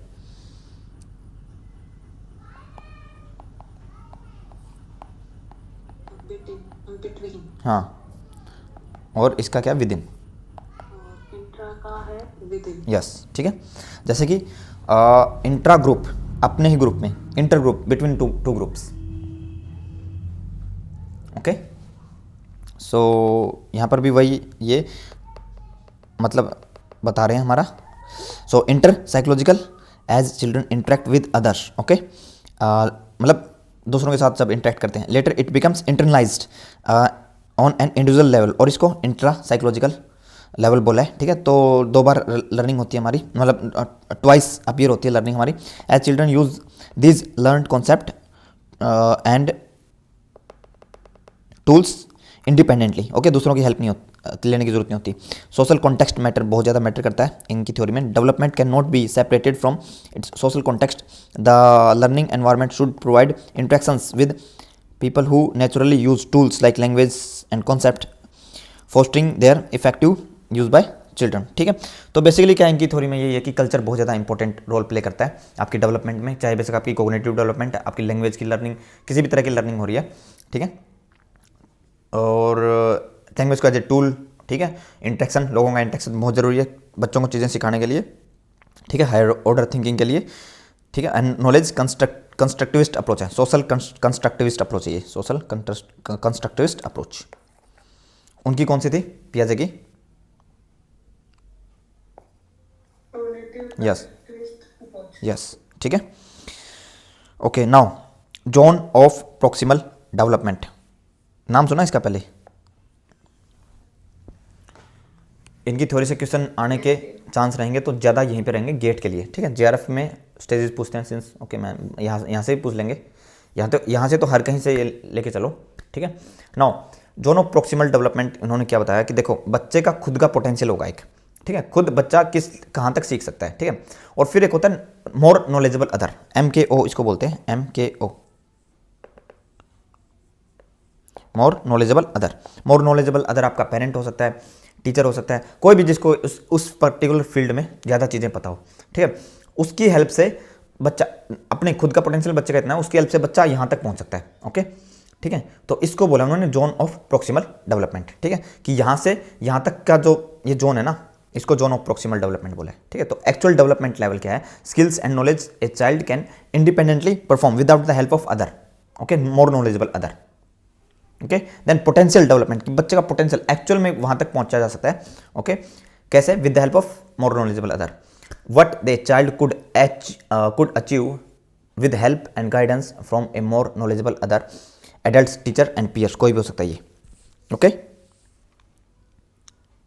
नाउ अब देखो इसको हम इस ग्राफ की हेल्प से समझ सकते हैं. सो यहाँ पे लेवल ऑफ चैलेंज है हमारा, level of competence. Level of competence यहीं तक मतलब कि आपकी बहुत ही नॉर्मल रहेगी. ठीक है, क्योंकि मोर नॉलेजेबल अदर के बिना आप चैलेंजिंग टास्क नहीं कर पाओगे आप, है ना. विदाउट हेल्प ऑफ अदर्स आप अपनी स्किल नहीं बढ़ेंगी. ठीक है, फिर अगर कोई और आपको सिखा रहा है जिसको उस एरिया की एक्सपर्टीज़ है, तो आप यहाँ तक, आपका पोटेंशियल यहाँ तक चीज़ें सीखने के लिए. ठीक है, तो ये जो गैप है ना, दिस गैप इस जोन ऑफ प्रोक्सिमल डेवलपमेंट की इतनी डेवलपमेंट हो सकती है with the help of more knowledgeable other. ठीक है, और यहाँ पे इंडिविजुअल यहीं पे स्टक कर सकता है अगर दूसरे हेल्प नहीं कर रहे हैं तो यहीं तक, अदरवाइज यहाँ तक पहुँच जाएगा. ओके, और इससे ज़्यादा अगर चैलेंज बढ़ाओगे तो आप एंजाइटी, लर्नर को एंजाइटी होगी, और इससे कम चैलेंजिंग टास्क होगा तो बोर्डम। ओके, तो ये जो हेल्प है ना, जो दूसरा individual more knowledgeable other help provide कर रहा है, इसको वाइगोस्की ने क्या कहा है? Scaffolding. Okay, scaffolding है क्या? हेल्प गिवन बाय और provided by other individual more knowledgeable other. Okay, scaffolding.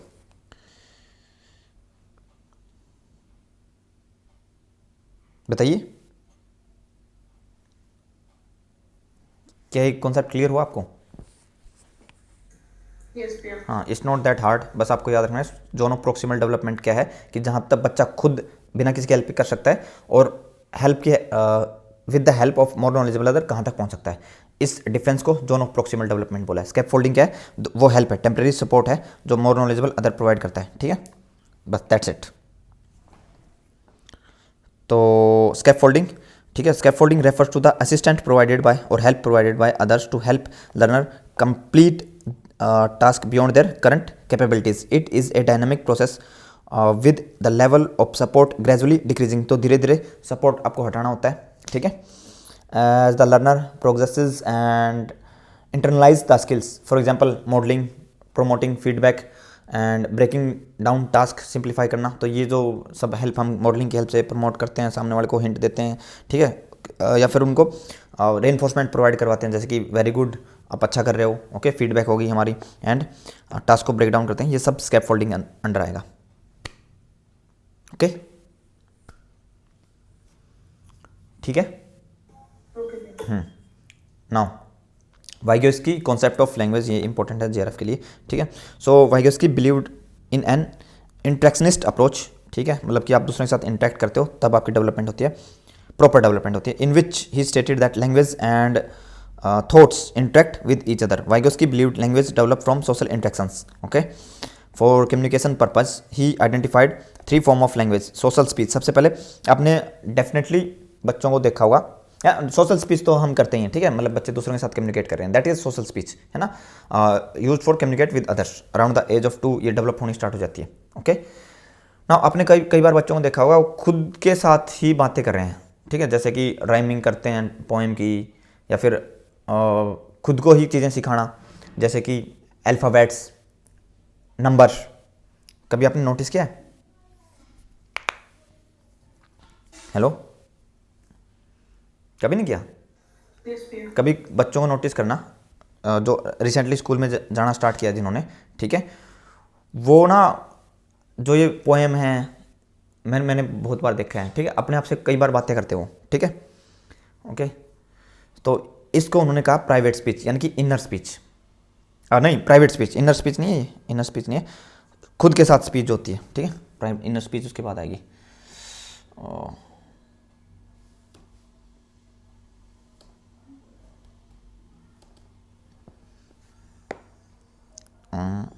ठीक है, so private speech directed toward oneself for self regulation and problem solving around the age of 3, ये दिखने लग जाएगी। ठीक है, देन फिर ये जो प्राइवेट स्पीच है ये इंटरनलाइज हो जाएगी। मतलब कि अब प्राइवेट स्पीच और इनर स्पीच में डिफरेंस क्या है? प्राइवेट स्पीच बोलेगा बच्चा, आपको दिखेगा बोलता हुआ। इनर स्पीच वो थॉट प्रोसेस में चली जाएगी, फिर बोल नहीं रहा बच्चा, वर्ड्स में, आप वर्ड्स में नहीं देखोगे इनर स्पीच में। ठीक है, अब बच्चा खुद से ही बातें कर रहा है, बट इन हिज और her mind only. Okay,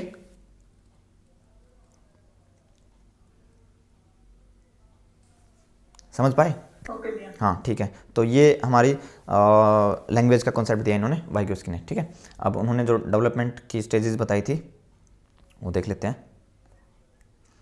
so stages of language development. ठीक है, लैंग्वेज कैसे डेवलप होती है? सबसे पहले प्रिमिटिव स्टेज। ठीक है, this initial phase is characterised by infants experiment with sounds. Okay, यहाँ पे कूइंग होगी, बैबलिंग होगी, वहाँ पे प्रिमिटिव स्टेज, यहाँ पे किसी तरह की मतलब कि स्ट्रक्चर्ड लैंग्वेज डेवलप नहीं होती है।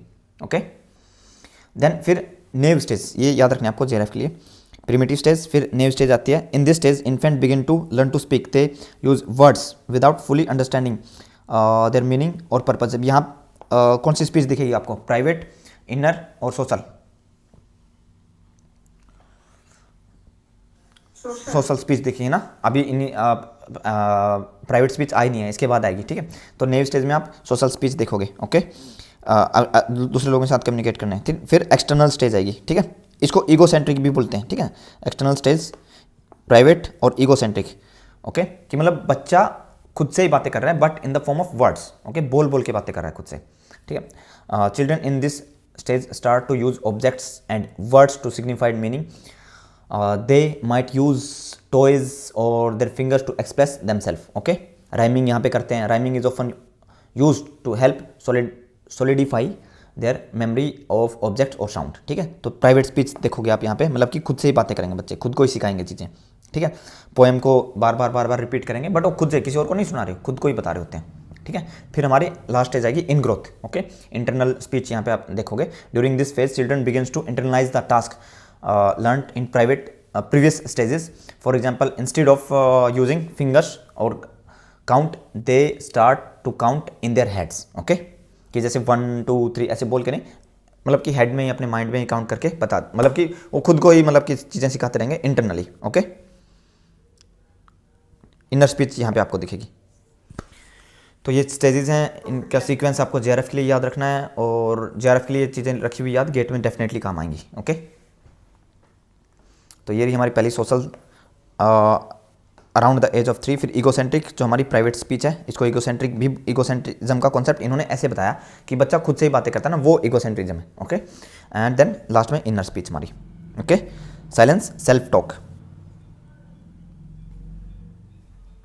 क्लियर।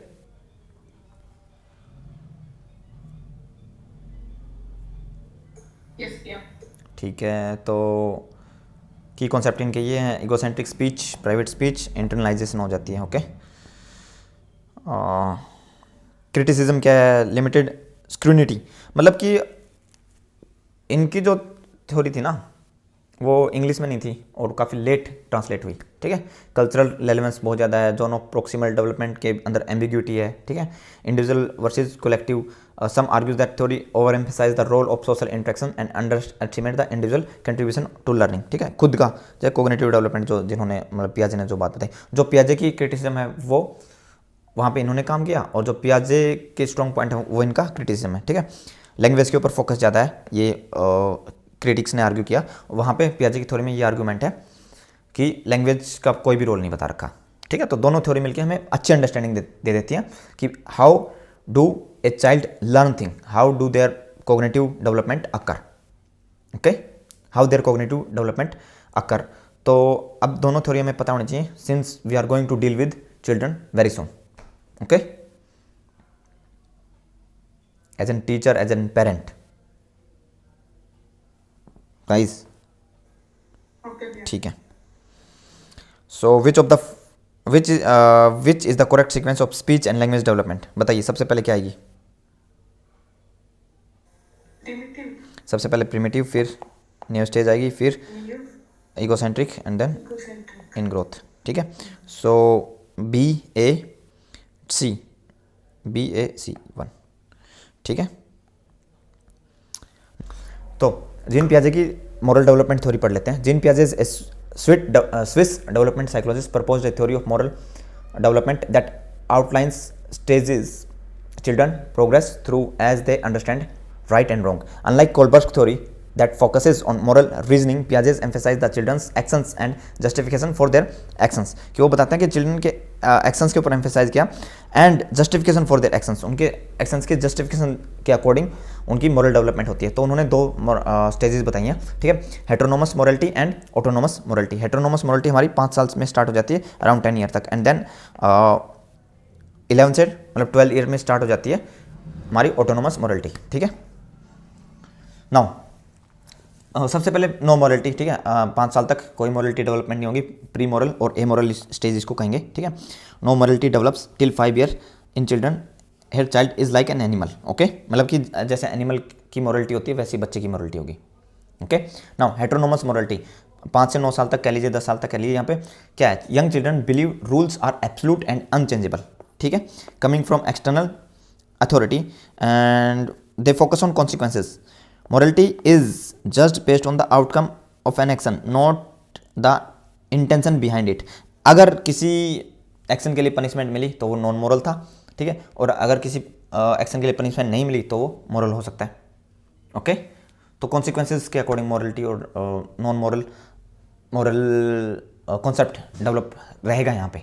ओके, सो इमेंट जस्टिस में बिलीव करते हैं यहाँ पे बच्चे। Children believe punishment automatically follows wrong doing. जब भी आप कुछ भी गलत कर दोगे ना तो पनिशमेंट मिल जाएगी, ठीक है, ऑटोमेटिकली उसी टाइम पनिशमेंट मिल जाएगी। तो इमेंट जस्टिस में बिलीव करता है, तो अगर वो कुछ गलत कर रहे हैं, अगर उनको पनिशमेंट मिली है किसी एक्शन के लिए, तो डेफिनेटली वो गलत होगा, इमोरल होगी वो चीज़।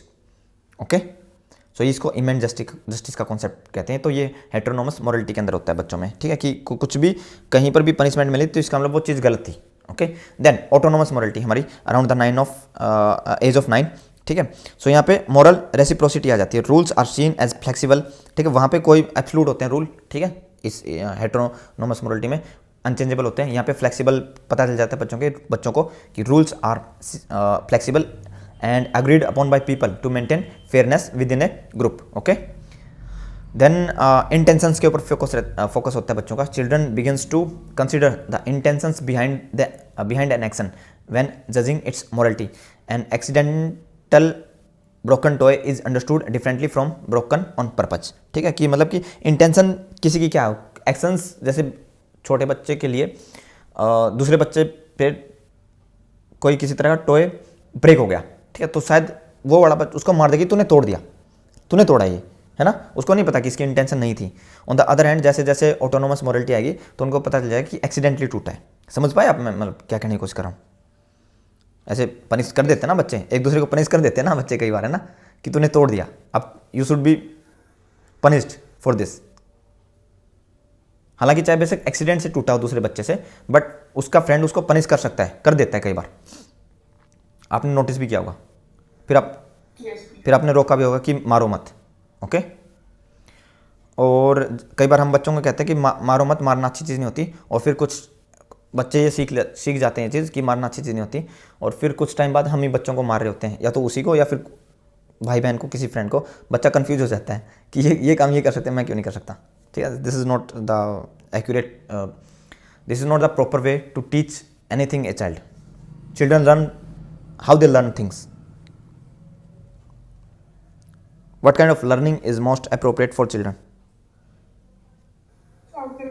Observational learning. Yes, they learn by observational learning. ठीक है, आप दिखाओ उनको, बताओ मत। बच्चों को नहीं पता चीज़ें, आप जो उनको सिखाना चाहते हो उनको दिखाओ, ठीक है। अगर उनको आप चाह रहे हो कि बच्चा पढ़े तो आप उनको दिखाओ कि देखो मैं भी पढ़ रहा हूँ, मम्मी भी पढ़ रही, सभी पढ़ना इज अ गुड थिंग, ठीक है। आप उनको ये बताओ मत कि मोबाइल फ़ोन मत लो, आप दिखाओ उनको कि हम भी यूज़ नहीं कर रहे। ओके, सो ठीक है, तो ये 2 तरह की मोरलिटी का जिक्र किया था, पढ़ लीजिएगा इसको अच्छे से, ठीक है, किसने? जीन पियाजे ने, ठीक है। तो ये रही हमारी heteronomous morality, autonomous morality and immanent justice का कॉन्सेप्ट। ये पूछ लेते हैं कई बार, ठीक है, मैच द फॉलोइंग में, इनको देख लीजिएगा। एंड फिर हमारी कोलबर्ग की थ्योरी आती है। ये तो हर जगह पूछी जाती है, जेआरएफ में भी, गेट में भी, और हर जगह पूछेंगे आपसे। So Lawrence Kohlberg an American psychologist built upon Piaget's work by proposing a theory of moral development, ठीक है। जेआरएफ में दोनों पूछेंगे, ठीक है, सो दोनों ही पता होनी चाहिए आपको। That focuses on moral reasoning. He argues that moral development is a cognitive process that progresses through 6 stages, 3 level and 6 stages. इन्होंने 3 लेवल का जिक्र किया है, ठीक है, एंड 6 स्टेजेस बताई हैं, 6 stages, which each stage reflecting A more complex understanding of right and wrong. तो जैसे जैसे स्टेज में आप ऊपर जाते जाओगे, मतलब ये यहाँ तो उल्टा दे रखा है, ठीक है, जैसे जैसे ऊपर जाते जाओगे स्टेज में, तो आपकी कॉम्प्लेक्स होती जाएगी the understanding of right and wrong, कि क्या सही है क्या गलत है। ओके, तो ये भी एक बार पूछ लिया गया था कि 3 लेवल हैं एंड 6 स्टेजेस हैं इनकी थ्योरी में, ठीक है। तो 3 लेवल कौन कौन से हैं? हमारा pre conventional, conventional morality and post conventional morality. Okay, ये 3 लेवल हैं, इनके हर लेवल में 2-2 स्टेजेस हैं, ठीक है। तो 6 स्टेजेस एंड 3 लेवल्स। ओके, तो सबसे पहला लेवल हमारा प्री कन्वेंशनल मोरलिटी, ठीक है। Around 4 to 10 years of children show this. तो यहाँ पे सबसे पहली स्टेज हमारी पनिशमेंट ओबीडियंस ओरिएंटेशन। अब ये क्या है? Children focus on avoiding punishment. उनके लिए वो यहाँ पे पनिशमेंट को अवॉइड करेंगे, बस वही एक्शन शो करेंगे जो मतलब करना चाहेंगे जिनसे पनिशमेंट ना मिले। एंड ओबेइंग अथॉरिटी फिगर्स, ठीक है। Morality is based on external consequences, okay. I better not steal cookies और I will get in trouble, ठीक है। कि कुकीज़ इसलिए नहीं चुरानी चाहिए क्योंकि शायद इसके लिए हमें पनिशमेंट मिल सकती है, ठीक है। तो उस पनिशमेंट को अवॉइड करने के लिए वो जो उनकी मोरलिटी होगी यहाँ पे पनिशमेंट ओबीडियंट ओरिएंटेशन शो करेगी, ठीक है। Yes, please. Now second stage हमारी इंस्ट्रूमेंटल पर्पस एंड एक्सचेंज। अब बच्चे उसके बाद जैसे जैसे थोड़े बड़े होंगे, ठीक है, मतलब कि जैसे 4 साल तक आपकी ये थी, 4 5 6 6 7 8 9 10 में आ जाएगी आपकी इंस्ट्रूमेंटल पर्पस। कोई ऐसे रिजिड स्टेजेस है नहीं, बस आपको ये याद रखनी है, ये भी रखने की जरूरत नहीं है। बस सबसे पहले प्री कन्वेंशनल मोरलिटी, फिर कन्वेंशनल, फिर पोस्ट कन्वेंशनल, ठीक है।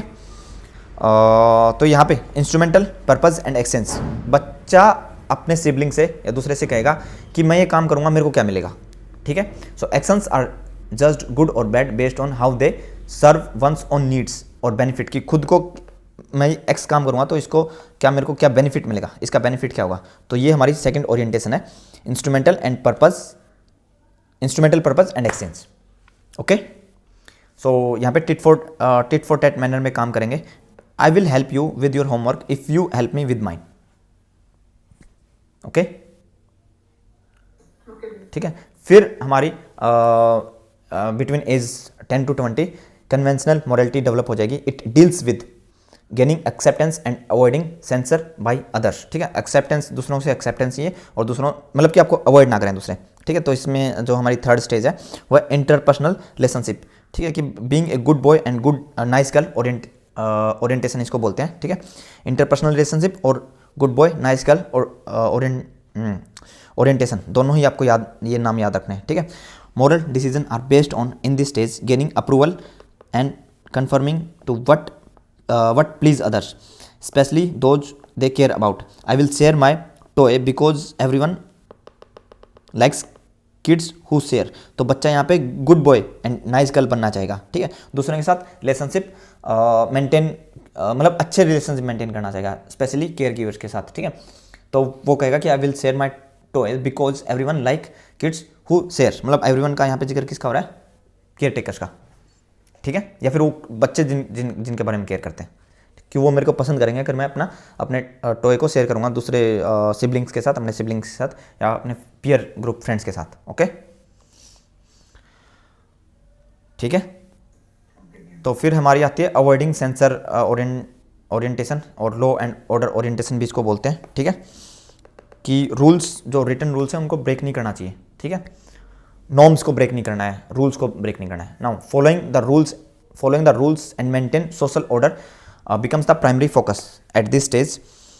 लॉज आर सीन एब्सोल्यूट, यहाँ पे एब्सोल्यूट लॉज मतलब कि absolute laws are not changeable, ठीक है, और उनको ब्रेक भी नहीं करना है, ठीक है। अपहोल्डिंग देम इज एसेंशियल, उनको फॉलो करना बहुत जरूरी है। Cheating on the test is wrong, किसी टेस्ट में चीट करना रॉन्ग है। या फिर littering in a park is wrong, कि मतलब पार्क में गंदगी फैलाना गलत है। क्यों? क्योंकि वहाँ पे लिखा हुआ है क्लियरली कि प्लीज डोंट लिटर, यहाँ पे गंदगी ना फैलाएं, ओके, ठीक है। तो लेट्स से कि कोई मदर पार्क में गंदगी कर रही है, ठीक है, कुछ भी उन्होंने कंज्यूम किया और बच्चा अपनी मदर को डांट रहा है कि आप क्यों कर रहे हो गंदगी, ये आप रूल ब्रेक क्यों कर रहे हो, क्योंकि वो देखो सामने लिखा हुआ है कि डू नॉट लिटर हेयर। तो किस स्टेज में है?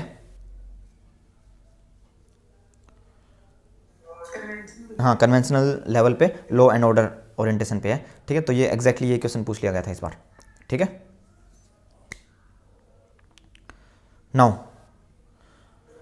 इसके बाद हमारा थर्ड लेवल आता है post conventional morality, adolescence and adult show करते हैं। Now social contract and individual right orientation, ठीक है, social contract and individual right orientation इसको बोलते हैं। Individual recognise the importance of rules and laws but also acknowledge the need for flexibility based on fairness and greater good. तो ऐसा है कि rules are okay, rules are fine, rules need to be followed, but उनके अंदर flexibility भी होनी चाहिए। यहाँ पे फ्लेक्सिबिलिटी नहीं देखेगा बच्चा, यहाँ पे फोर्थ स्टेज में। फिफ्थ स्टेज में देखेगा कि फेयर एंड, जरूरी नहीं कि हमेशा कोई रूल फेयरनेस प्रोवाइड करे, तो वहाँ पे फ्लेक्सिबिलिटी होनी चाहिए, ठीक है।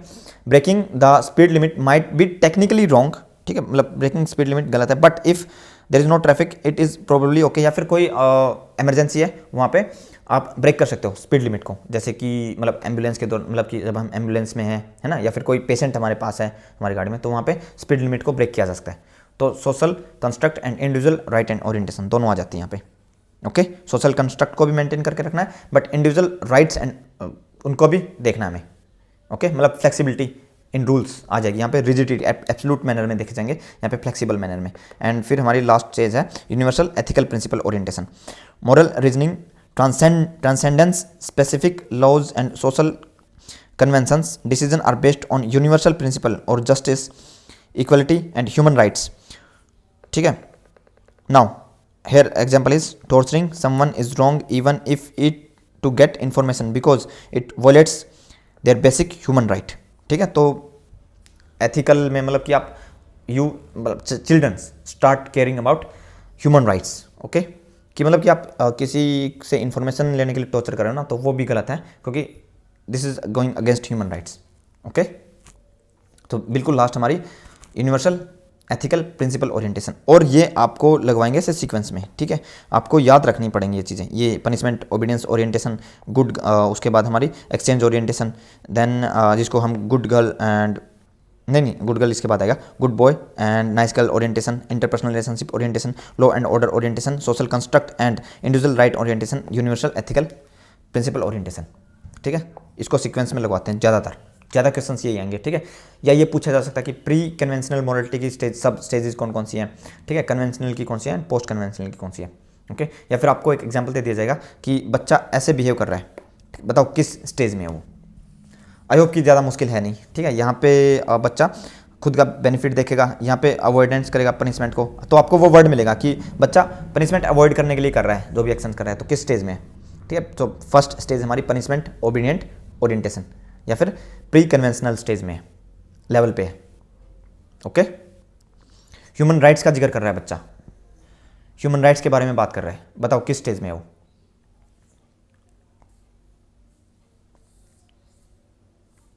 हेलो, हाँ, यूनिवर्सल एथिकल या पोस्ट कन्वेंशनल स्टेज पे। ठीक है, तो ये रही हमारी स्टेजेस, व्हाट इज़ राइट और व्हाट इज़ रॉन्ग। यहाँ पे आपको एक बात याद रखना है, हाइंस डेलिमा की हेल्प से उन्होंने बच्चों के ऊपर एक्सपेरिमेंट किए थे, बच्चों मतलब ज़्यादातर बॉयज़ ही थे। ठीक है, बॉयज़ ही थे। ठीक है, बीटा बायस है ये स्टडी, बीटा बायस मतलब कि seeing no difference at all, कोई भी डिफरेंस नहीं है मेल में एंड फीमेल में। ठीक है, ओके, बीटा बायस के बारे में हम जिक्र, बीटा और अल्फा बायस के बारे में हम जिक्र कर चुके हैं। सो 10th यूनिट में फिर से आएगा, I am going to teach again, GATE में नहीं पूछा जाता, don't worry. So a woman is near death and needs a specific expensive drug to survive, her husband Heinz, ठीक है, can't afford it and begs the, जिसके पास drug है, तो ये डॉक्टर बोलता है कि अब ये एक स्पेसिफिक ड्रग से भी बच पाएगी, अदरवाइज नहीं बचेगी, और ये काफ़ी एक्सपेंसिव है। तो ये जाता है उस केमिस्ट के पास जिसके पास वो ड्रग है, वो कहेगा कि I need this much amount for this drug, तो कहेगा नहीं मेरे पास इतना ही है, प्लीज़ दे दो। ठीक है, ये मना कर देगा इसको, ये कहेगा नहीं, ये मेरा ड्रग है और मतलब मैंने इसको डेवलप किया है, तो मेरा जितने में मन करेगा मैं उतने में बेचूंगा, और मैं बेच रहा हूँ इसको इतने रुपए में। ठीक है, मैं तो 1 रुपया भी नहीं कम करूँगा। तो वो क्या करता है फिर, अब क्या वो ड्रग चोरी कर ले, ठीक है, या फिर ना करे। ठीक है, चोरी करना गलत होता है, बट उसको अपनी वाइफ को भी बचाना है। ठीक है, तो ये हाइंस डेलिमा है, इस हाइंस डेलिमा की हेल्प से उसने चोरी कर ली। ठीक है, चोरी करने के बाद उसकी वाइफ बच गई बच्चों से, ये तो डॉक्टर है, ठीक है, उसकी वाइफ बच गई क्योंकि उसने चोरी कर ली, वो ड्रग मिल गया उसको। ठीक है, तो बच्चों से पूछा गया कि क्या जो हाइंस है इसने सही किया कि गलत किया। ठीक है, तो इसकी हेल्प से उन्होंने हाइंस डेलिमा जो ये स्टोरी है, इसकी हेल्प से उन्होंने ये मॉरल डेवलपमेंट की थ्योरी दी है, किन्होंने, लॉरेंस कोलबर्ग ने। ठीक है,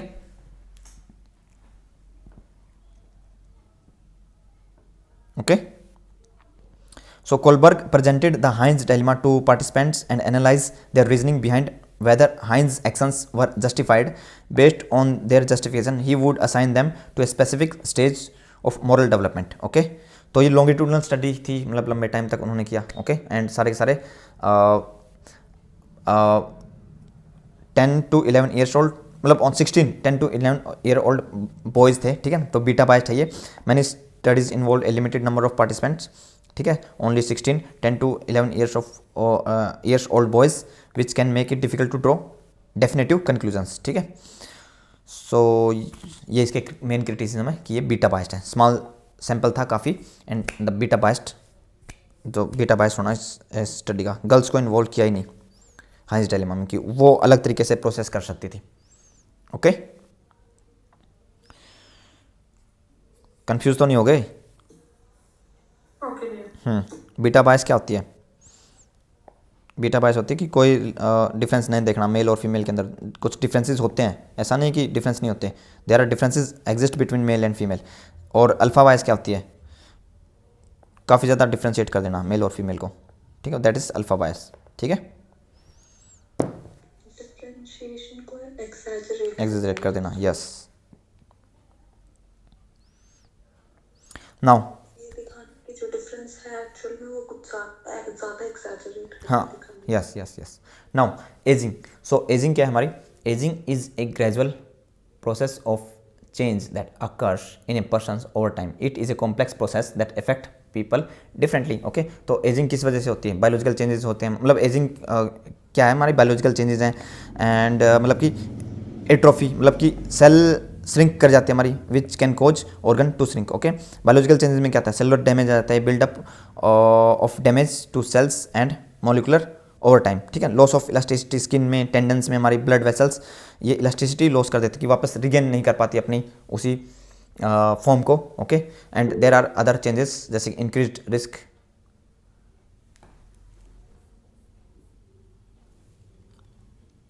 गाइज हम कनेक्टेड हैं क्या?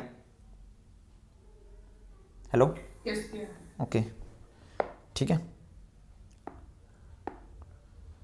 तो other changes, increase risk of disease, ageing increase the risk of cancer, diabetes, cardiovascular disease and other disorders. Okay, then factor affecting ageing को क्या? Heredity, environment, lifestyle and past illness, ये सारे factor effect करते हैं। इनकी वजह से आप मतलब कि एजिंग आपकी ग्रेजुअल अच्छी होगी, ठीक है, या फिर नहीं होगी, ठीक है, कि मतलब कि जैसे कि लाइफ आप डाइट कैसी आपकी, एक्सरसाइज करते हो, स्मोकिंग कर रहे हो कि नहीं, अल्कोहल यूज़ कितना आपका। Okay, now theories of aging, ये इंपॉर्टेंट है, यहाँ से क्वेश्चन आते हैं। सो हमारे पास बायोलॉजिकल थ्योरीज है। ओके, सेलुलर क्लॉक थ्योरी, सबसे पहले बायोलॉजिकल थ्योरी हमारी cellular clock theory. This theory propose that cells have limited life span due to shortening of telomeres, protective caps on chromosomes. तो basically in simple terms हमारी cells have limited life span, उसकी वजह से हम age करते हैं। Okay, all you need to remember this.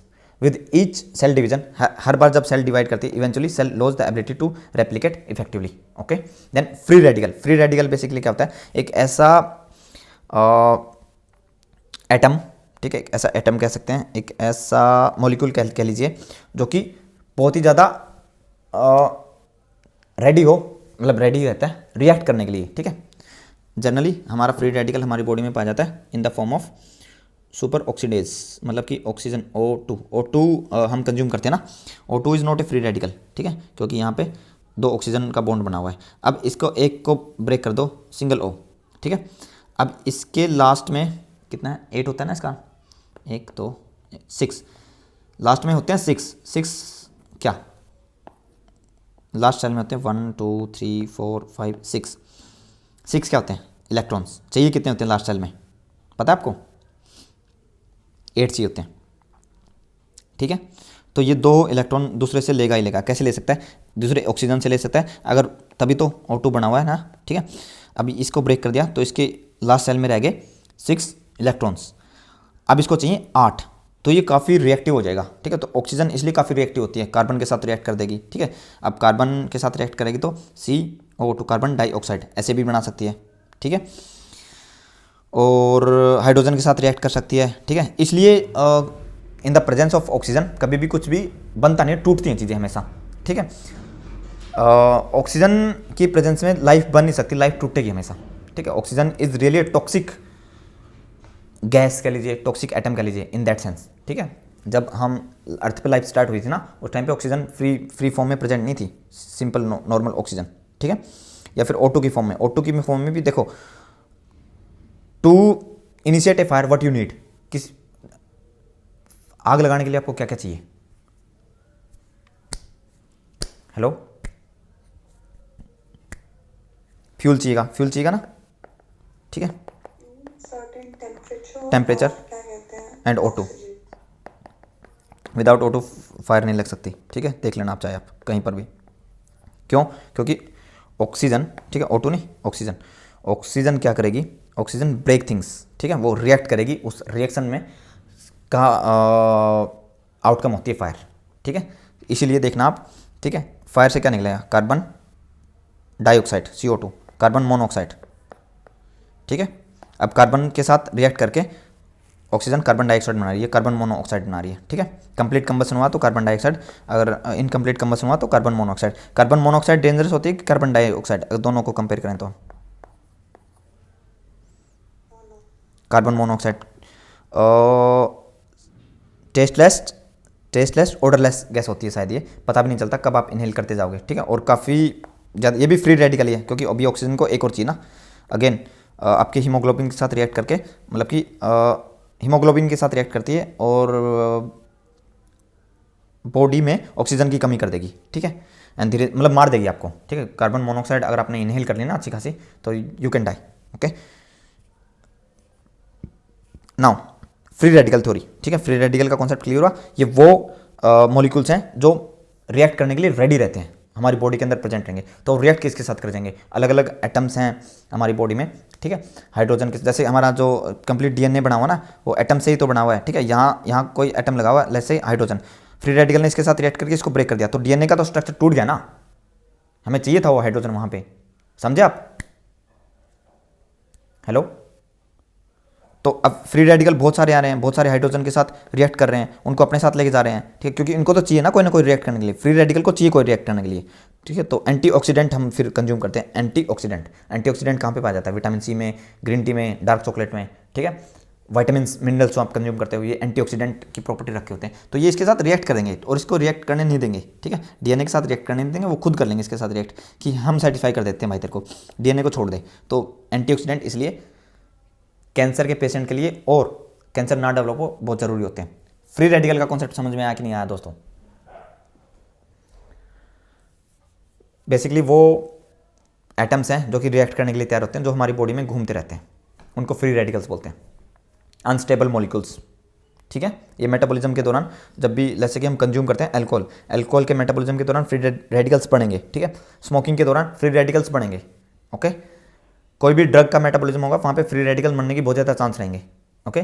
अब free radical बनेगा अल्कोहल कंजप्शन के दौरान, तो अल्कोहल कंजप्शन न कि सिर्फ लीवर को बल्कि कहीं पर भी कैंसर फॉर्म कर सकती है, वैसे ही स्मोकिंग न कि सिर्फ आपके फेफड़ों को, मतलब कि सिर्फ जहाँ पे वो इफेक्ट करती है वहीं पे नहीं, कहीं पर भी कैंसर हो सकता है स्मोकिंग की उससे, ड्यू टू स्मोकिंग, ओके। क्योंकि फ्री रेडिकल्स पूरी बॉडी में घूमते रहते हैं वो, गाइज, ओके भैया। ठीक है। देन DNA डैमेज थ्योरी है, ओके। DNA डैमेज अलग अलग रीज़न की वजह से हो सकता है, ड्यू टू फ्री रेडिकल्स हो सकता है, या फिर एजिंग की प्रोसेस में, या फिर हमारा रेडिएशन की वजह से DNA डैमेज हो सकता है, ठीक है, उसकी वजह से हम एज करते हैं। देन हार्मोनल थ्योरी की changes in hormonal level, particularly a decline in sex hormone and testosterone में contribute to the various age related changes, ठीक है। तो ये हमारी बायोलॉजिकल थ्योरी है, यहाँ से क्वेश्चन ज़्यादा नहीं आता, ज़्यादा क्वेश्चन आपको देखा जाएगा साइकोलॉजिकल थ्योरी से। साइकोलॉजिकल थ्योरी में activity theory and disengagement theory है, ठीक है। So what is activity theory? This theory propose that staying mentally and physically active can help people age well, okay. Continued engagement in social, intellectual and physical activities promotes a sense of purpose, well-being and cognitive functions, okay.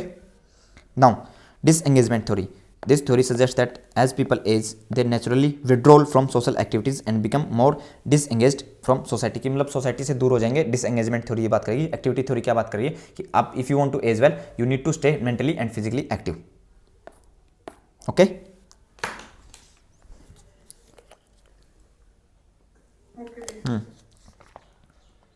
Then social theories हैं, continuity theory आ गई, ठीक है। This theory emphasise the importance of maintaining continuity, consistency in one life roles, valuing and activities throughout the ageing process.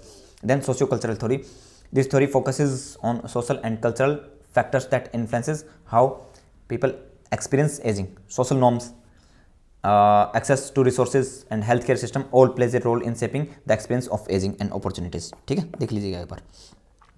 environmental theory. This theory suggests that the environmental factor like exposure to pollutants, toxins and stressors can accelerate the aging process by damaging cells and tissues. Okay, clear? ठीक है, ये question कीजिए.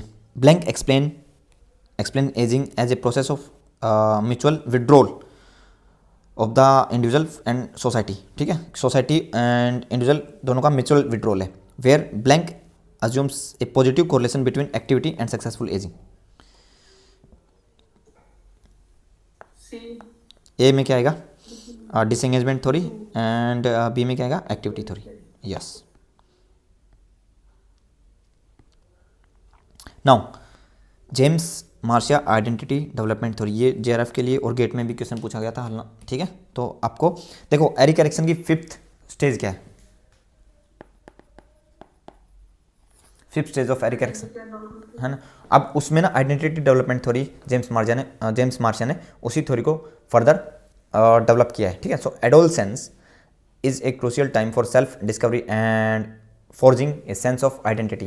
James Marcia, a developmental psychologist, built upon Erik Erikson's work on identity crisis to propose a theory that categorize adolescents based on their exploration. तो यहाँ पे जो adolescents हैं वो explore करते हैं. ठीक है, and commitment. अब explore करने के बाद वो commitment करेंगे कि मैं I want to be this or that. Okay, तो इसके बिहाफ पे उन्होंने 2 डायमेंशन दिए. सबसे पहले exploration. ठीक है, this refers to the active process of considering different options and possibilities related to one's vocation, okay, values, beliefs and roles.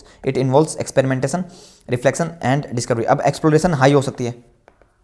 ठीक है, हाई एक्सप्लोरेशन का क्या मतलब है कि बहुत सारे वैल्यूज या फिर बहुत सारे वोकेशन या फिर बहुत सारे एरियाज को ट्राई कर रहा है अभी इंडिविजुअल. ओके, कमिटमेंट क्या होती है? This signifies making a conscious choice about one's identity after a period of exploration.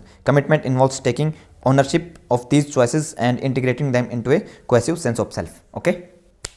ठीक है, कि मतलब आप कमिट कर रहे हो आप इस चॉइस पे.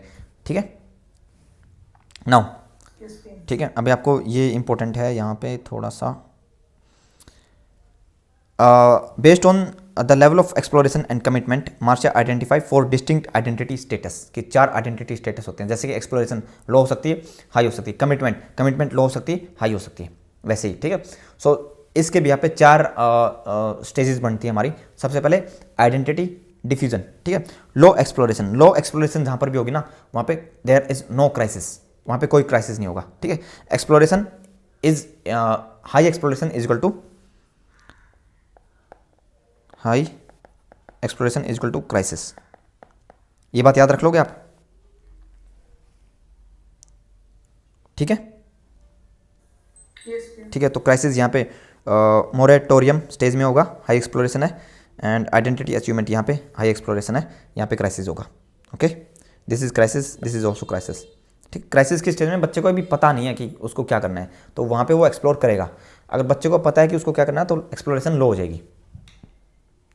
Okay, so identity diffusion. ठीक है, individual in this status haven't actively explored their options और made any commitment regarding their identity. ठीक है, they might be unsure or they might not be sure about their future goals, values and roles. This is often seen as early adolescence or in situation where exploration is discouraged. ठीक है, मतलब कि exploration या तो discourage करी जा रही है या फिर अभी बच्चा अर्ली एडोलसेंस पीरियड में है. ठीक है, फिर आइडेंटिटी फॉर क्लोजर. ठीक है, सेकंड स्टेज, यहाँ पर लो एक्सप्लोरेशन रहेगी, हाई कमिटमेंट. ठीक है, जनरली कब होगा कि बच्चे को डायरेक्टली बता दिया जाए कि आपको तो डॉक्टर बनना है, इंजीनियर बनना है. ठीक है, वहाँ पे कमिटमेंट हाई हो जाएगी, एक्सप्लोरेशन लो रहेगी. ठीक है, तो कोई क्राइसिस नहीं होगा. Again no crisis. ओके, समझ पाए? ठीक है, अब यहाँ पे क्या है हमारा आइडेंटिटी फॉर क्लोजर में. Here individual have made commitment to their identity but often without much exploration. These commitment might be based on external pressures like parental expectation और social norms rather than personal reflections. Okay, फिर आती है हमारे crisis की stage. ठीक है, मतलब 2 crisis की स्टेज. मोरेटोरियम, मोरेटोरियम क्या है यहाँ पे, हाई एक्सप्लोरेशन लो कमिटमेंट, इसको इस स्टेज को हम इन्होंने बोला ये मोरेटोरियम स्टेज है, जहाँ पे हाई एक्सप्लोरेशन क्राइसिस बना हुआ है और कमिटमेंट है नहीं, अभी किसी तरह की कोई कमिटमेंट नहीं है। Adolescents in this stage are actively exploring different options and possibility related to identity. They might experiment with different roles, beliefs and values but haven't yet settled on a clear direction. Okay, this is a normal and healthy stage for many adolescents, allowing them to gather information and gain experience before making a commitment. ठीक है, और यहाँ पे crisis है कि नहीं बताओ, crisis है कि नहीं, होगा भैया। क्राइसिस होगा। ठीक है, नाउ आइडेंटिटी अचीवमेंट। ठीक है, यहाँ पर हाई एक्सप्लोरेशन क्राइसिस है एंड हाई कमिटमेंट, एक एरिया पे कमिटमेंट भी है। ठीक है, this status reflect a strong sense of identity achieved after a period of active exploration. ठीक है, मतलब कि आपने एक्टिवली एक्सप्लोरेशन कर रही है।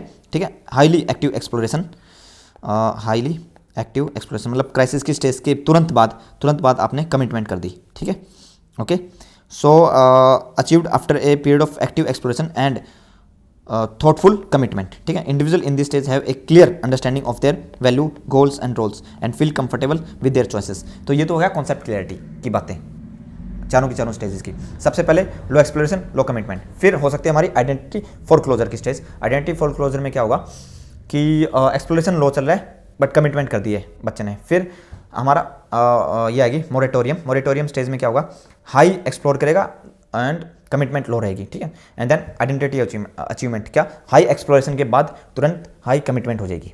ठीक है, तो कमिटमेंट आफ्टर क्राइसिस भी इसको बोलेंगे, कमिटमेंट आफ्टर क्राइसिस। ओके, ठीक है। ओके भैया। नाउ अब आपको आइडेंटिटी डेवलपमेंट एक डायनामिक प्रोसेस है।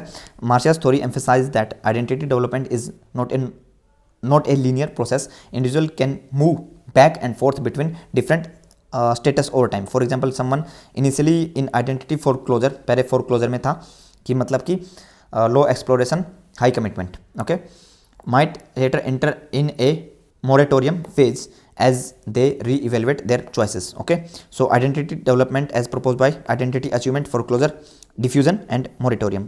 Diffusion क्या है, this is stage where individual have neither explored nor commitment as then identity. ठीक है, they may be confused or apathetic about their identity. ठीक है, तो ये डिफ्यूजन वाला सबसे पहला आएगा। ठीक है, जो हमारा ये वाला था आइडेंटिटी डिफ्यूजन, यहाँ पे 3rd नंबर पे लिखा हुआ है, डोंट वरी। ठीक है, आइडेंटिटी अचीवमेंट में क्या है, अचीवमेंट में क्या होगा, high exploration high commitment. Okay, ठीक है, this involves both crisis exploration करके अभी कमिटमेंट करी है बच्चे ने। ठीक है, फोरक्लोजर में क्या है, फोरक्लोजर में कोई एक्सप्लोरेशन नहीं है, कमिटमेंट है। एंड मोरेटोरियम में क्या है, हाई एक्सप्लोरेशन लो कमिटमेंट। ठीक है, कमिटमेंट अभी हुई नहीं है। So identity achievement commitment after crisis. Okay, foreclosure क्या है, कमिटमेंट विदाउट क्राइसिस, कोई क्राइसिस नहीं, direct commitment. Okay, diffusion no crisis no commitment, पहले वाली स्टेज ये वाली identity diffusion, low exploration low commitment. And moratorium crisis but lack of commitment.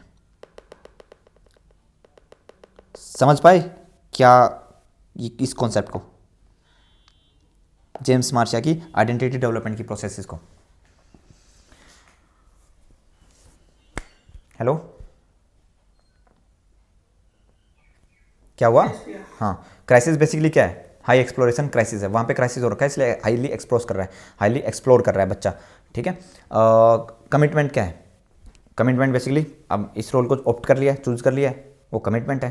ठीक है, अब वो एक्सप्लोरेशन क्राइसिस के दौरान भी हो सकता है, जैसे कि ये हो गया हमारा commitment after crisis, identity achievement हो गई है। ठीक है, हाई एक्सप्लोर करने के बाद high commitment. Okay, foreclosure no exploration highly commitment. ठीक है, कमिटमेंट कर रखी है एक्सटर्नल प्रेशर की वजह से। Diffusion no exploration no commitment. ठीक है, मोरेटोरियम क्या है कि यहाँ पे हाईली एक्सप्लोर कर रहा है। ठीक है, बट लैक ऑफ कमिटमेंट, अभी कमिट किया नहीं एक रोल के ऊपर। Clear? So the process of identity formation in adolescence typically follows this sequence. एक सीक्वेंस है हमारा, सबसे पहले डिफरेंशिएशन क्या है, adolescence start distinguishing themselves from their parents and other developing and others developing a sense of individuality. तो इस phase को कहा है डिफ्रेंसिएशन। फिर एक्सप्लोरेशन, फिर हमारी एक्सप्लोरेशन की स्टेज आएगी। They explore different roles, values and beliefs to understand what fits their sense of self. तो एक्सप्लोरेशन में अगेन वहाँ पे क्राइसिस हो सकता है। Then rapprochement, this phase involves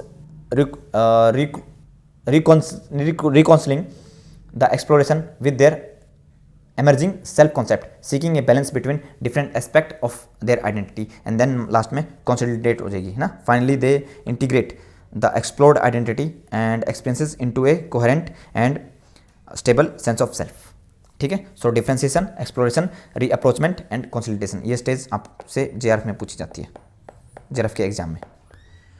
okay, ठीक है। इसको मैच करो। आइडेंटिटी अचीवमेंट, कमिटमेंट होगी यहाँ पे, क्राइसिस होगा। आइडेंटिटी अचीवमेंट में कमिटमेंट होगी, यस होगी, तभी तो आइडेंटिटी अचीव हुई है। क्राइसिस होगा, यस होगा। जस्ट क्राइसिस के जस्ट बाद मतलब कि जो आएगी ना वो आइडेंटिटी अचीवमेंट होगी। तो commitment after crisis. Foreclosure में क्या होगा? क्या यहाँ पे क्राइसिस होगा? हेलो, क्या यहाँ पर क्राइसिस होगा? फॉर क्लोजर में किसी तरह का क्राइसिस नहीं होगा, डायरेक्ट कमिटमेंट होगी, कमिटमेंट विदाउट क्राइसिस। डिफ्यूजन में क्या होगा? आइडेंटिटी डिफ्यूजन, क्या यहाँ पे कमिटमेंट होगी? नहीं होगी। क्राइसिस एक्सप्लोर करेगा बच्चा? नहीं करेगा, इनिशियल स्टेज में ना काफ़ी अभी। No crisis, no commitment. Moratorium में क्या होगा? क्राइसिस होगा, यस। कमिटमेंट होगी? नहीं, कमिटमेंट नहीं होगी। ठीक है। सो ए का 1 बी का ये, ठीक है। ओके, ठीक है। Give the sequence of identity formation in adolescence. सबसे पहले क्या आएगा?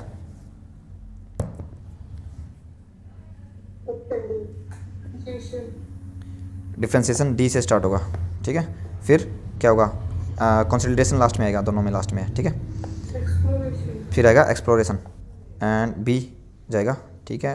दोनों में बी है, ठीक है। रीअप्रोचिंग सी ये आएगा, ठीक है। तो देखो, which of the following identity status describe the individual who has been exploring but not yet committed. इसको क्या कहेंगे हम?